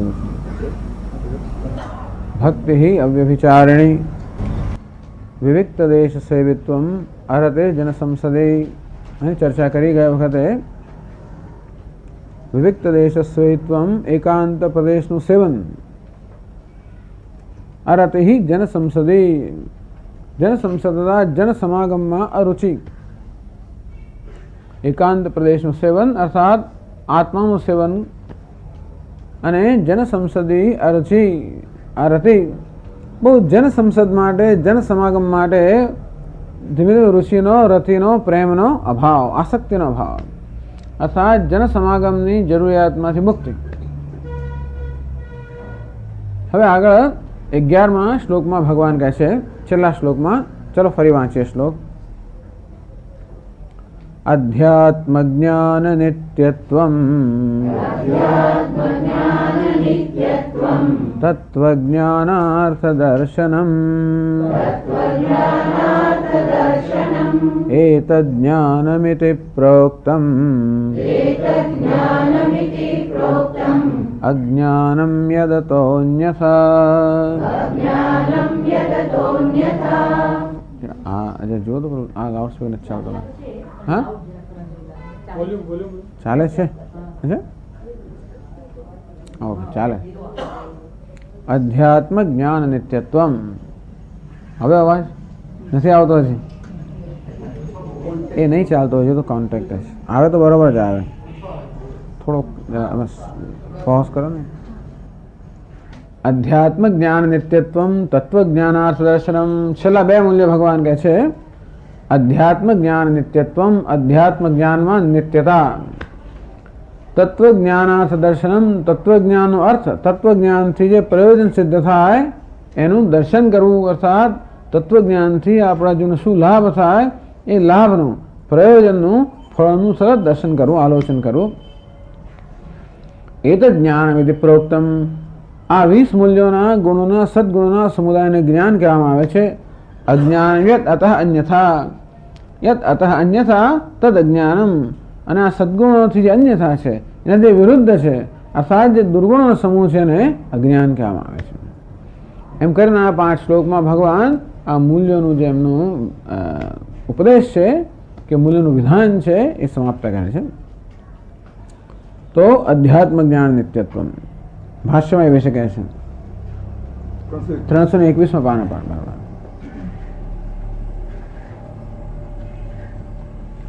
અધ્યાત્મ જ્ઞાન નિત્યત્વમ આત્માદિ વિષયમ જ્ઞાનમ જ્ઞાનમ તસ્મિન નિત્યભાવઃ નિત્યત્વમ. અધ્યાત્મ જ્ઞાનમાં નિત્યતા. અધ્યાત્મ જ્ઞાન કોને કહેવાય? આત્માનમ અધિકૃત્ય પ્રવૃત્તમ અધ્યાત્મમ. અધ્યાત્મ, અધિ અને આત્મા એ શબ્દ બને હોય. અધ્યાત્મ, અધિ એ સ્થળ બતાવે છે, એટલે કે જે આત્મા પર કેન્દ્રિત છે, આત્મા પર કેન્દ્રિત છે, આત્મા જેનો વિષય છે. અધ્યાત્મ જ્ઞાન એવું જ્ઞાન જેનો વિષય આત્મા છે, આત્મજ્ઞાન. પણ અહીં આત્મજ્ઞાન આત્મ અનાત્મ વિવેકમ. અહીં આત્માનું જે જ્ઞાન છે માત્ર આત્માનું જ્ઞાન એવું નથી, પરંતુ આત્મા અનાત્મા અને વિવેકની આવશ્યકતા છે. આત્માના જ્ઞાનની વિશેષતા આપણે જાણવી જોઈએ કે આત્માનું અજ્ઞાન નથી, આત્માનું જ્ઞાન તો છે જ. આત્મા સ્વયં પ્રકાશ હોવાને કારણે દરેકના હૃદયમાં અહમ એ પ્રકાશી જ રહ્યો છે, અને તેથી આત્માથી કોઈ અજાણ હોય એવું બની ના શકે, આત્માથી અભાન હોય એવું બની ના શકે. હંમેશા આત્માની સભાનતા હોય જ, કારણ કે આત્મા સ્વયં પ્રકાશ છે. જગતના બીજા બધા પદાર્થો એવા છે કે જેની સભાનતા માટે આપણે કંઈક પ્રયત્ન કરવો પડે, અર્થાત જ્ઞાનનું કોઈ કરણ કે સાધનનો ઉપયોગ કરવો પડે. જેમ કે આ શબ્દો સાંભળવા માટે કર્ણેન્દ્રિયની આવશ્યકતા છે. એ કર્ણેન્દ્રિય ત્યારે સાંભળી શકે જ્યારે વળી મન એ ઇન્દ્રિયની પાસે હોય. એ મન પણ ત્યારે જ ચેતન બની શકે જ્યારે આત્માની ચેતનતાને પ્રાપ્ત હોય. આમ આત્મા સિવાયના જે કોઈ વિષયો છે એ બધા વિષયોને પ્રકાશિત કરવા પડે, અને તો જ એ જ્ઞાનના વિષય બની શકે. અર્થાત આ જગત કે એના વિષયો પોતાની જાતને પ્રકાશિત કરી શકે એમ નથી. જેમ કે અંધકારમાં રહેલા પદાર્થો આપણે જોઈ ન શકીએ, કારણ કે પદાર્થો પોતાને પ્રકાશિત નથી કરશે. ભાઈ અંધકારમાં એક દીવો હોય તો એને જોવા માટે બીજા કોઈ પ્રકાશની જેમ જરૂર ના પડે, કે દીવો કેવો છે? સ્વયંને પ્રકાશિત કરનારો છે. આ તો એને દ્રષ્ટાંત આપ્યું. આમ તો દીવો પણ સ્વયં પ્રકાશિત કરે એમ આપણે ન કહીએ, કારણ કે આપણે આંખોનો પ્રકાશ ન હોય તો દીવો આપણે ન જોઈ શકીએ, માટે દીવાને પણ આંખો પ્રકાશિત કરે. સૂર્ય, ચંદ્ર વગેરે જે આ જ્યોતિ છે, જે બધા જગતના બીજા પદાર્થોને પ્રકાશિત કરે છે, એને પણ આપણે સ્વયં પ્રકાશ નહીં કહીએ, કારણ કે એમના અસ્તિત્વ માટે પણ આપણી પાસે ઇન્દ્રિયનું જ્ઞાન જરૂરી છે. આંખો ન હોય તો સૂર્ય, ચંદ્ર વગેરેના પ્રકાશ પણ ન જાણી શકે, અર્થાત એમનું અસ્તિત્વ સિદ્ધ ના થઈ શકે. એટલે એમ કહેવાય કે સૂર્ય, ચંદ્ર, અગ્નિ આ બધા જગતને પ્રકાશિત કરવાના પદાર્થો પણ આપણી જ્ઞાનેન્દ્રિયો વડે પ્રકાશિત છે. જ્ઞાનેન્દ્રિયો મન વડે પ્રકાશિત છે, અને મન આત્મા વડે પ્રકાશિત છે. આત્મા વડે પ્રકાશિત છે. આ પરંપરાનો ક્યાંક અંત આવવો જોઈએ. દરેક વસ્તુ બીજા વડે પ્રકાશિત હોય એ પરંપરાનો ક્યાંક અંત આવવો જોઈએ, તો પછી પ્રકાશિત થવાય જ નહીં. પરંતુ આ જગતના પદાર્થો પ્રકાશિત છે, આપણે જ્ઞાન એ બતાવે છે કે ક્યાંક સ્વયં પ્રકાશ હોવો જોઈએ. જે સ્વયં પ્રકાશમાન છે, જેને પ્રકાશવા માટે અન્યની આવશ્યકતા નથી, જે સ્વયં પ્રકાશમાન છે અને અન્યને અવભાષિત કરનારું છે, કોઈ પ્રકારના પ્રયત્ન વગર. જે કોઈ પ્રકારના પ્રયત્ન વગર સ્વયં પ્રકાશમાન છે અને કોઈ પ્રકારના પ્રયત્ન વગર અન્ય સર્વને પ્રકાશિત કરનાર છે, એનું નામ છે સ્વયં પ્રકાશ આત્મા. એટલે આવું કહેવાનો હેતુ એ છે કે જગતના કોઈ પદાર્થથી હું અભાન હોઈ શકું. તો પેલા ભાઈને તે જોયું કે મેં નથી જોયો, પેલું શર્ટ જડ્યું કે મને ના જડ્યું. ટૂંકમાં આ બધી વસ્તુઓ મને ના જડે, એટલે કે મને ન જોવું, એમને અભાન હોવું એ બની શકે. એટલા જ માટે કે એમને જોવા માટે મારે કોઈ કરણની, એટલે કે જ્ઞાનના કરણની જરૂર છે, કારણ કે એ સ્વયં પ્રકાશિત કરી શકતા નથી. પણ એવું કોઈ ના કહી શકે કે હું આત્માથી અભાન છું. હું છું એ વસ્તુ બધા સભાન છે જ. એની સભાનતા માટે કોઈ પ્રયત્નની આવશ્યક નથી, કારણ કે હું છું એ કેવું છે? સ્વયં પ્રકાશ છે. આમ આત્મા જ અસ્તિત્વ સ્વરૂપ છે, પોતાની જાતને જ પ્રકાશિત કરી રહ્યો હોવાને કારણે બધા હું છું એનાથી સભાન છે. હું સભાન છું એટલે કે એ તે આત્માનું અજ્ઞાન નથી. પણ જ્યારે શાસ્ત્રમાં આત્માનું અજ્ઞાન એવું જ્યારે કહેવામાં આવે ત્યારે એ આત્મા વિશેનો ભ્રમ એમ કહેવામાં આવે છે. એટલે હું છું એ તો જાણું છું, પરંતુ એ હું પર આત્મા પર અનેક પ્રકારનો અધ્યારોપ થતો હોવાને કારણે પોતાની જાતને અલ્પ માની લેવામાં આવે છે. જે પૂર્ણ છે ત્યાં અલ્પતાનો અધ્યારોપ થાય છે. ક્યાંક અલ્પતા છે ખરી, ક્યાંક અલ્પતા છે, આપણી ઉપાધિમાં અલ્પતા છે, શંકા જ નથી. દેશ કાળ વસ્તુ બધી રીતે ઉપાધિ મર્યાદિત છે. એ મર્યાદાનો કોઈક કારણસર કોઈક રીતે આત્મા પર અધ્યારોપ કરવામાં આવે, અર્થાત ઉપાધિની મર્યાદાને પોતાની મર્યાદા માનવામાં આવે છે. શરીર મર્ત્ય છે, એ શરીરમાં આત્મભાવના કારણે પોતાને મર્ત્ય માનવામાં આવે છે. આ રીતે મનુષ્ય જે ભયથી મૃત્યુથી અલ્પતાથી પીડાઈ રહ્યો છે એનું કારણ એટલા માટે નહીં કે આત્મામાં આવી વસ્તુઓ છે, પરંતુ અનાત્માનો અને અનાત્માના ધર્મનો આત્મા પર અધ્યારોપ થઈ રહ્યો છે. આ વેદાંતનો સિદ્ધાંત છે. ટૂંકમાં આપણને જે અંદર અલ્પતા ચાલે છે, જે ભયનો અનુભવ કરીએ છીએ, જે અસલામતી, જે દુઃખથી પીડાઈ રહ્યા છે, જે શોકથી પીડાઈ રહ્યા છે, એ બધાનું કારણ આત્માનું અજ્ઞાન જ છે. એટલા જ માટે કે આત્માના વાસ્તવિક સ્વરૂપને જાણીએ તો આમાંની કોઈ વસ્તુનો ક્યાંય અવકાશ છે નહીં. એટલે આત્મા તો જ્ઞાન સ્વરૂપ છે, પૂર્ણ છે, અને છતાં પણ એને અજ્ઞાની, મર્ત્ય, અપૂર્ણ માની લેવામાં આવે છે.